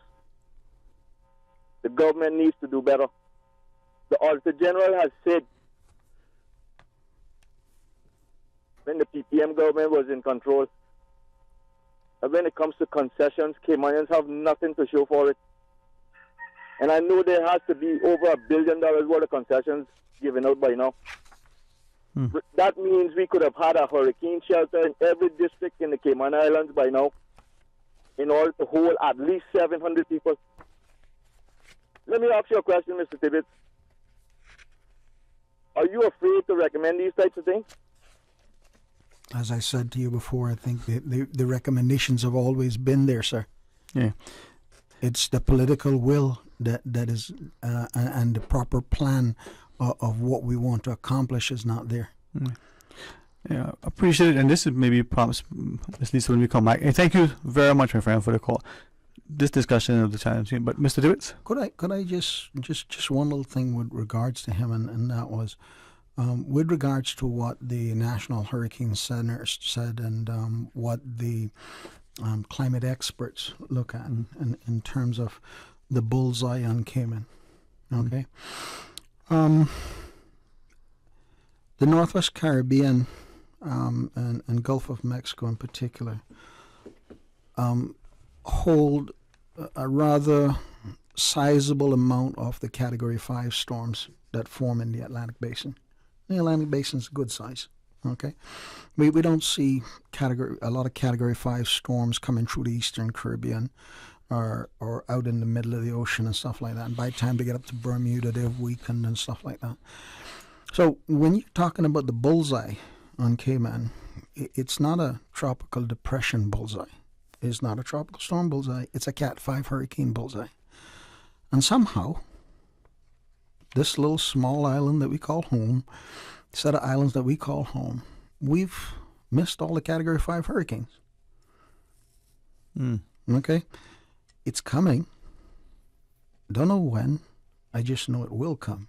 We can't miss all of them. They just can't, you know. And in terms of the impact, I was rather impressed with how fast Grand Cayman came back from Ivan. Okay, normally when you get hit by a storm of that caliber, the return period for that or country is usually in the order of 10 years. Yes, correct, yeah. So we came back, and that's when we say come back in 10 years. We're not talking about a little odd house or two here that might have had some damage from the hurricane, but we're talking about society and everything that's operating in the society. So Cayman's recovery time was remarkable. Okay, but okay. It was quite an ordeal for us that were here, okay? And now you're talking about a system that could be even worse than that with a longer period of time to recover from, okay? And the climate change impacts on it, what they're doing is they're enhancing things even worse, okay? All right. Gents and good lady, when we return, let's talk more about the climate change policy, its potential impact in many ways, including development and otherwise. Stay tuned. Join us after. How can you make a classic BLT sandwich even better? Well, by adding tuna. The land meets the sea in Subway's new sandwich, the Tuna BLT, available for a limited time. The Tuna BLT is exploding with flavor. Imagine crispy, juicy bacon strips on top of tuna, fresh lettuce, and slices of tomato, topped with your favorite sauce and choice of freshly baked bread. Enjoy the best of both worlds with the Tuna BLT from Subway. Subway, eat fresh. You know, as a little girl, I dreamt of traveling to faraway places and foreign lands. I tell you what though, no more dreaming. This summer, I'm going flying with Cayman Airways. How blessed are we in the Cayman Islands to have a very own national airline? Girl, you can fly to so many international destinations without the hassle of connecting flights. On top of Jamaica, Cuba, and Honduras, you got non-stop flights from Cayman to New York, Miami, Tampa, and even Denver, Los Angeles, and now Panama. Going to be a little cabin traffic con Leche and Hollywood Squares for this old girl this summer. Make your travel dreams come true with Cayman Airways, offering non-stop flights for non-stop adventures in Panama, LA, and many more places in between. For details and to book, call 949-2311, contact a travel agent, or visit CaymanAirways.com. At Doctor's Hospital, we know life happens, and usually when you least expect it. So when unexpected medical issues arise, you need quality care close to home. Located in the heart of Georgetown, our accomplished team of physicians and medical staff treat minor urgent conditions such as migraines, chest and abdominal pain, shortness of breath, burns, broken bones, open wounds, and more. 24 hours, 7 days a week with no appointment necessary. Peace of mind is important when life happens. At Doctor's Hospital, we're always here just for you. Need to speak to someone? Call 949-6066. Are you ready for an incredible opportunity? Switch to Digicel this June to win a round-trip flight for two. Yes, that's right. By switching to Digicel, buying a Prime bundle, or simply paying your bill, you could be jetting off to any of the breathtaking Cayman Airways destinations. Imagine exploring stunning beaches, vibrant cultures, and making unforgettable memories. Visit a Digicel store near you to make the switch today. Seize this amazing opportunity. Digicel, better together. Radio Cayman, your #1 community station, would like to remind you that we are in the hurricane season, and in order to survive a hurricane, you need to be prepared. If official sources say a hurricane is imminent, please board up or shutter up windows in your home or place of business. Remember to use good lumber, as makeshift boarding may actually cause more damage. Also put strong bracing on outside doors so that they are not blown off or blown in. This hurricane advice was brought to you by Radio Cayman, your caring community radio station. Radio Cayman, the voice, the heart, the soul of the Cayman Islands. Today's biggest news. Radio Cayman, your voice, your choice. Local, regional, international. This is Headlines from Radio Cayman's newsroom. Today's biggest news. Brought to you by Tropical Plaza on Smith Road. The Public Lands Inspectorate says there is a correct process to gain permission for the use of public and or Crown lands. Chief Inspector of the Public Lands Inspectorate, Winsome Prendergast, says all persons requesting use of public land are required to book the desired site to be used and, where applicable, obtain the necessary permit, vendor or non-vendor, to operate from the location. Where a permit is not required, the public is still required to book the location requested to avoid conflicts, ensure fairness in the booking process, and to prevent abuses of the system. Failure to book your location will result in the site not being reserved for usage. In international news, Tropical Storm Cindy has formed behind Tropical Storm Brett in the first case of two storms in the tropical Atlantic in June since record-keeping began, forecasters said Friday. The historic event signals an early and aggressive start to the Atlantic hurricane season that began on June 1st and whose peak usually runs from mid-August to mid-October. Forecasters blamed unusually high sea temperatures for the rare development.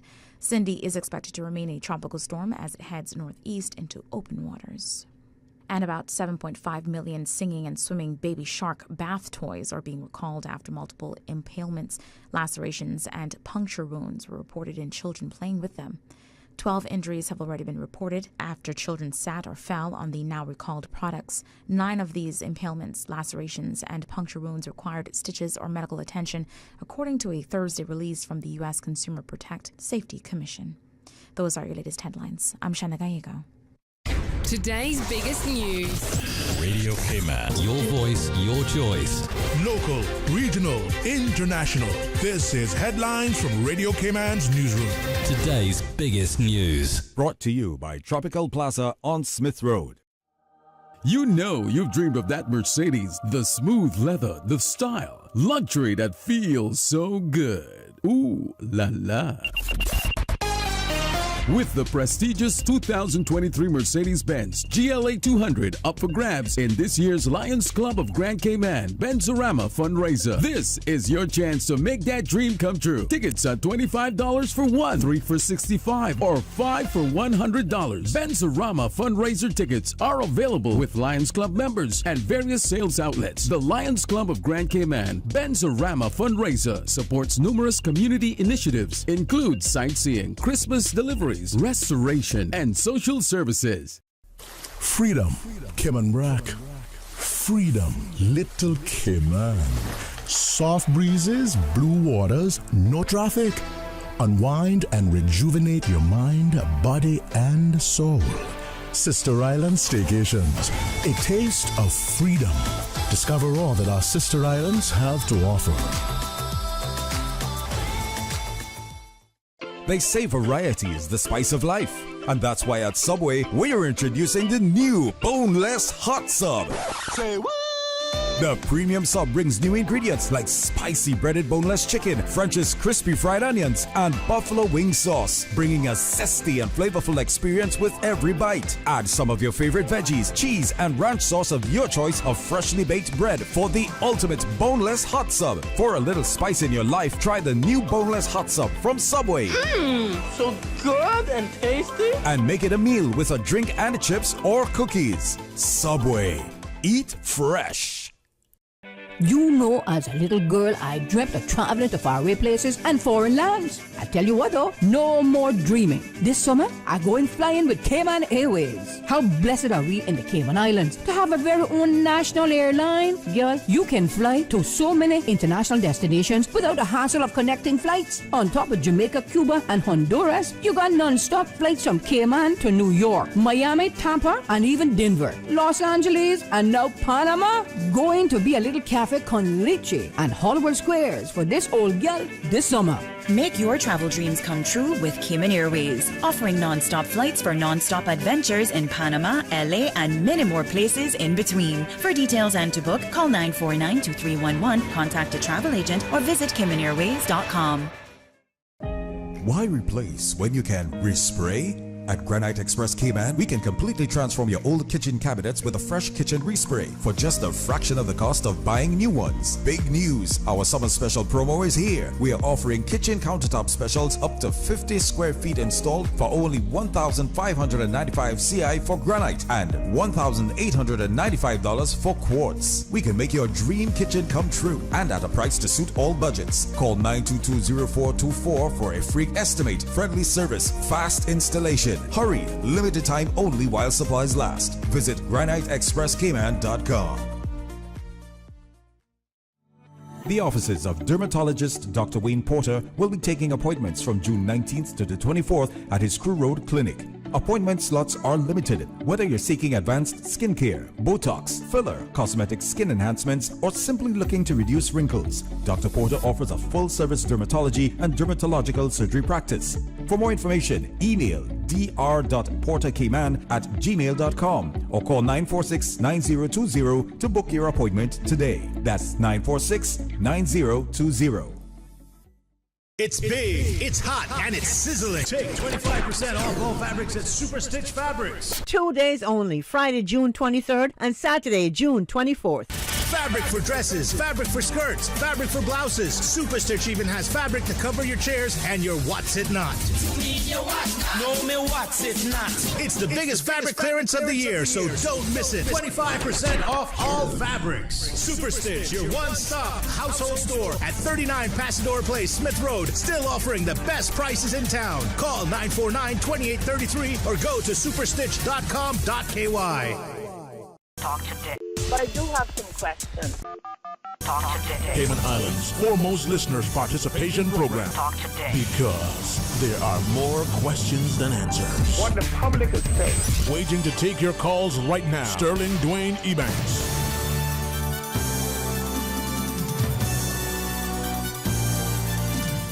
Hey, good afternoon and welcome. Always a pleasure to be able to have in our studio the phenomenal talent and commitment, of our public servants. And as we talk about the climate change policy, Ms. Lisa Hurlston McKenzie, together with, Mr.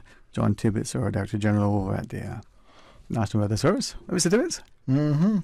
Just a little correction on that, sir. Yes. It's not our climate change policy. Okay. It belongs to the Cayman Islands people. Okay, when I say our, yeah. Okay. But thank you. No. I say we to mean Understood. And we. Yeah. The right? So thank you, but for emphasis. Yeah. So I'm hoping that buy-in that we talk about. Yeah. I'll be mindful, and if you would allow me, as we welcome Mr. Mark Orlin into the discussion and recognize him as well, one of our listeners, a very esteemed gentleman, he says sometimes in reference to a comment about the political bill, so we need to be reminded that the political bill isn't strong enough sometimes to overcome the administrative won't. Okay? And that is not necessarily from the individuals who may be employed within an entity. That is that collective unwillingness for us to make that that sufficient endeavor and engagement to serve and sacrifice. So, Ms. Lisa, with that, we hear a lot increase in the media, but it was not long ago. I heard it called global warming. Now it's climate change. I'm not trying to be anything other than full of cognizant. Are they just semantics, or is it importance in the two different sort of terminologies? Well, global warming is a component of climate change. Okay. So climate change, as the name suggests, change from, as John was explaining before, either a 30-year trend baseline or going back hundreds of thousands of years when it comes to the ice core data that he mentioned, Right. that we have ice core data from the Antarctic, from the Arctic, that goes back a record, and we call those proxy data, that goes back to 800,000 years or up to 1 million years. Tree rings, we all may remember studying in science class in high school or even elementary school, and getting tree ring data and counting the rings and trying to age that tree or that segment of that tree, and that again, that's proxy data that John was referring to. So we have all of that type of information. With the tree rings in particular, the size or the width of the bands tell us whether it was a drier year or a drier century or a drier decade or a warmer or wetter, etc., depending on Right. on your level of understanding of those types of proxy data. But just to go back, if I could, Sterling, to before the break, and the gentleman who called in, and I really appreciate his contribution there and his mandate to government in respect of, and I'll put this over to Mark too, because I think he wanted to say a little bit more. But I just wanted to highlight the fact that in the climate change policy, particularly in the strategy that deals with supporting healthy and resilient communities, that we do have in there a strategy that speaks to retrofitting existing emergency shelters and ensuring that new shelters are designed for multi-purpose use and for passive survivability to withstand the Category 5 hurricanes, super hurricanes that John was talking about, that we will be facing in future, and to facilitate quicker post-disaster recovery.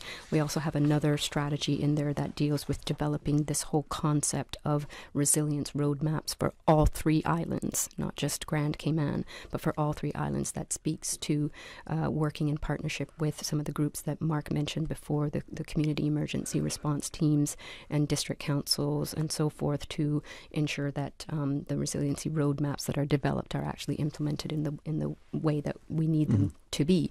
So I just wanted to highlight that those are just mere 2 strategies already within the climate change policy. But if the caller would look at those and maybe feedback to us through the digital feedback form that can be found at www.gov.ky/climate change policy, or email us at climate@gov.ky.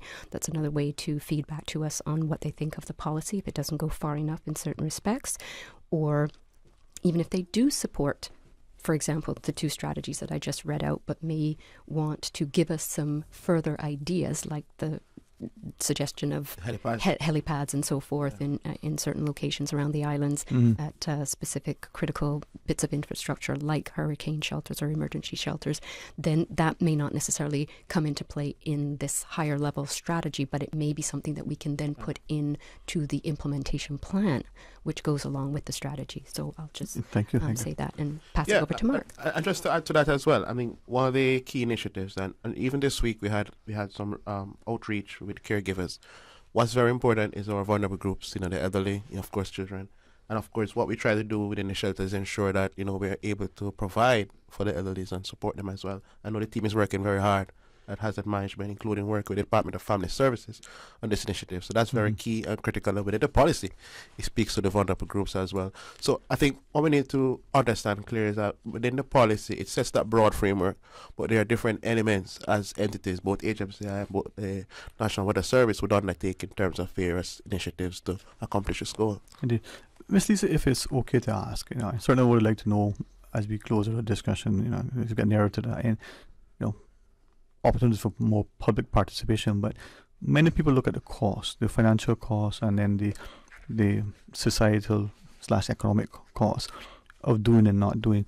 So from this perspective, is this something that could be impacting development, or whether in the way it's done or not being done at all, and then the financial and other associated costs?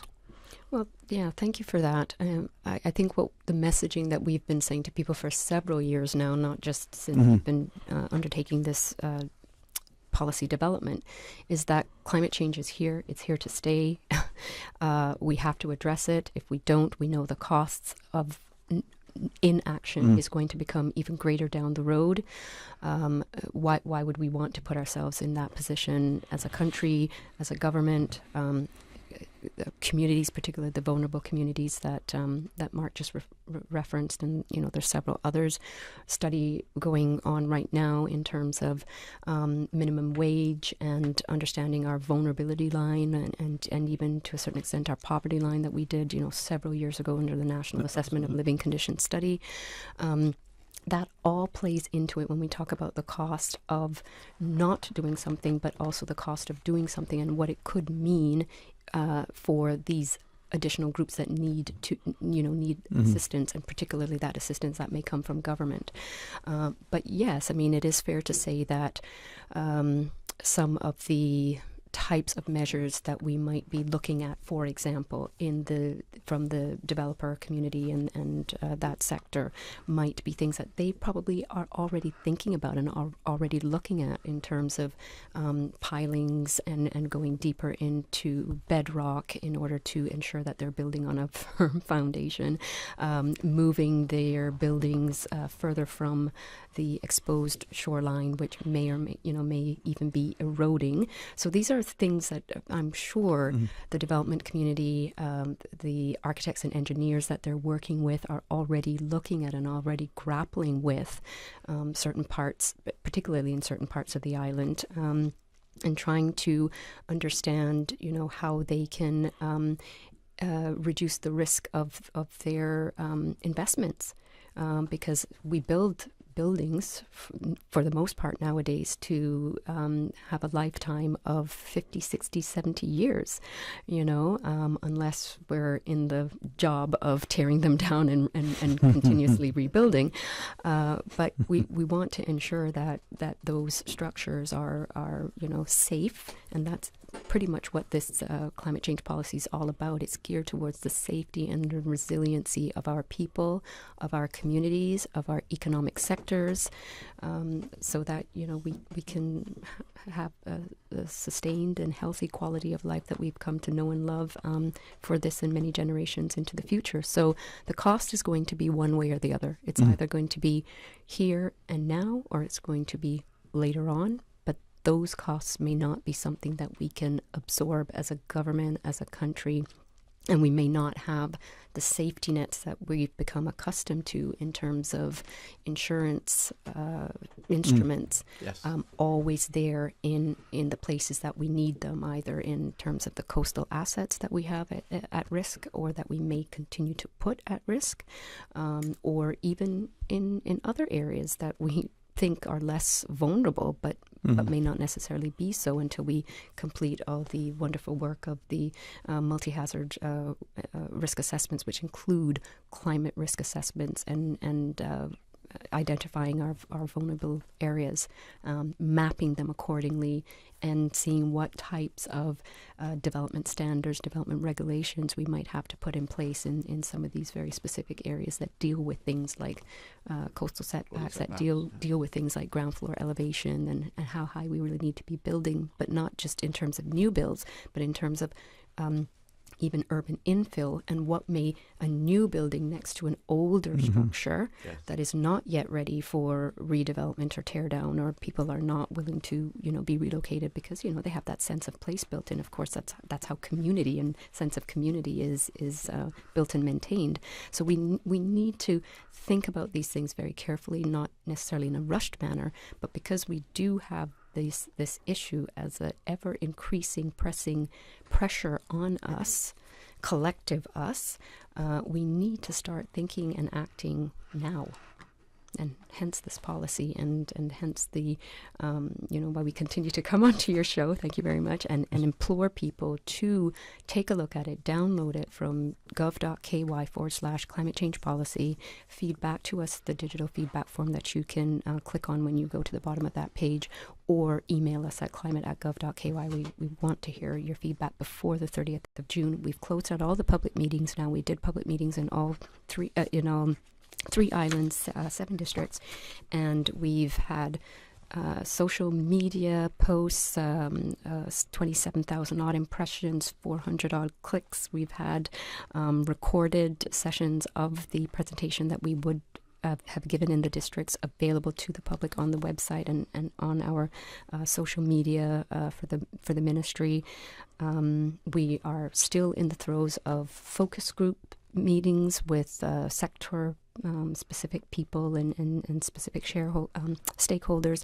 So we're hoping that we're hitting everything and everyone, but if not, that's why we have the feedback form and why we have the email, the dedicated email to hear back from the public before the 30th of June. So despite the fairly extensive opportunity for the public to engage, today's Friday, the 30th is next Friday. Correct. So we've got a week, so to speak. The intervening weekend, you can download the policy. Now, you've had the draft policy out there. You get feedback, and then there's an implementation. Will the things that the public share potentially help to inform what the next sort of phase will look like? Most definitely it will. Yes. We will be taking all the feedback, particularly on the policy itself and the language in the policy, the crafting of the policy, updating it, revising it, taking it up to Cabinet, hopefully getting it Cabinet approved by next month so that we can start to get down to the nitty-gritty of the implementation plan. And as the caller had suggested, some very good suggestions, seeing what's workable within what HMCI and their partners are already doing in that particular respect, and then ensuring that if it's not already captured in departmental or agency plans, that it certainly gets captured in the implementation plan for this policy, which we assume will also go back out to the public one more time. No, I know it's been emphasized, it's been alluded to in many cases, but this is a policy for the country, the Cayman Islands, not just for Grand Cayman. So our sister islands will be included in it. So input from there is also crucial. That is absolutely correct. I think, John, you were over in the sister islands, were you? No, Mr. Porter was. Oh, Mr. Avalon Porter. Yeah. Yes. Say something about. And what was that like? I mean, from what he reported to you, if you, as Miss Lisa, invited, how was the response and engagement? Just generally speaking. I really didn't get an idea necessarily about the amount of the engagement and what have you, though I suspect that in the sister islands, the engagement numbers would have been much more significant than they were here. For the public meetings that we had here, there was a degree of disappointment, to be honest with you, because at the end of the day, we talk a lot about climate change, and I'll walk down the road and people be beating me up about climate change and what have you, and yet when we have a climate change policy and we're reaching out to the public saying, listen, please make sure we got all our I's dotted and all our T's crossed. Some of you old veterans and stuff in the society, come out to the meetings and give us your input, all right? And yet when we go out in the community centers, disappointingly lower numbers than what the man on the street was indicating the level of interest was in this matter. If this is just the ministry and by extension the departments in the ministry, you're making this almost as if it is our policy. Mm-hmm. Okay. As opposed to being our policy. As opposed to being our Caymanian policy. Yeah. By not showing up and not giving you input. For those that showed up, we thank you very dearly. Your words have been heard and changes have been made in the policy to address some of the things you've brought up and what have you. Mm-hmm. But it's more than just talk. We got to show some action in this thing. And if you think the work has gotten started yet, no, the work hasn't started yet. The draft policy and getting the policy passed is one thing, but actually implementing the policy is where we're going to have to be practically at war with some people. Well, as Mr. Mark wants to, No, I think I'm just supporting what Lisa and John said. I think one of the major things we see, especially on the global landscape, they're saying for every $7 invest, especially when it comes to preparedness and adaptation and looking at mitigation measures, you save $1 in recovery and response. So from our side, I think that's very important. Investment we make today will alleviate and reduce in terms of the recovery and the response costs to the government. Well, it's important, I think, that we look at it. And Ms. Lisa, would you do us the honors and provide some perspective and final thoughts from your most learned mind? Well, I can only repeat and reiterate and reinforce what my colleagues here have said today. We need to hear from you. The cabinet needs to know that this policy, has widespread grassroots, sectoral support, as well as support of our colleagues in other ministries and departments, which we are still soliciting, because climate change touches on every aspect of our lives. If we are really honest with ourselves, as John said at the outset, we have seen and we have been feeling some of these impacts, whether we have labeled it as climate change or not. It has impacted us, and it will continue to impact us and our daily lives. And why would we not want to be in the best position possible to set ourselves up for every success as a country, as a jurisdiction, going forward, and have a safe and secure and resilient future for our families and our businesses. Makes good sense, right? I know, as John was speaking, I was just thinking of the Latin acta non verba, deeds, not words, right? Exactly. And our parents sort of live with that credo, actions speak louder than words. Now it's time for us to do something, but we need to hear, so we ought to be able to do from an informed perspective. And it's perhaps indicative of a country who appreciates the value of future generations by its willingness to make the necessary sacrifice now. Future-proofing are words that we're hearing, but we can look back to our ancestral roots and see that was what they did. They used the phrase, make provision. There you go. It's the same thing. So we have that, shared ethos, that inculcated sort of view. We just now need to do as, the Latin maxim says, Well, Mr. Tibbetts, always a pleasure, sir. Thank you for coming along. And Mr. Cardinal, likewise. I think, the excellent presence of Ms. Lisa Ona and enhances the discussion. So thank you all very much. Thank you, Sterling. And to our listeners, next Friday is the deadline. Please provide, your input and be as engaged and as informed, because it's going to impact us. Now, remember yesterday I had some good news to give to you? Well, I'm going to be off next week.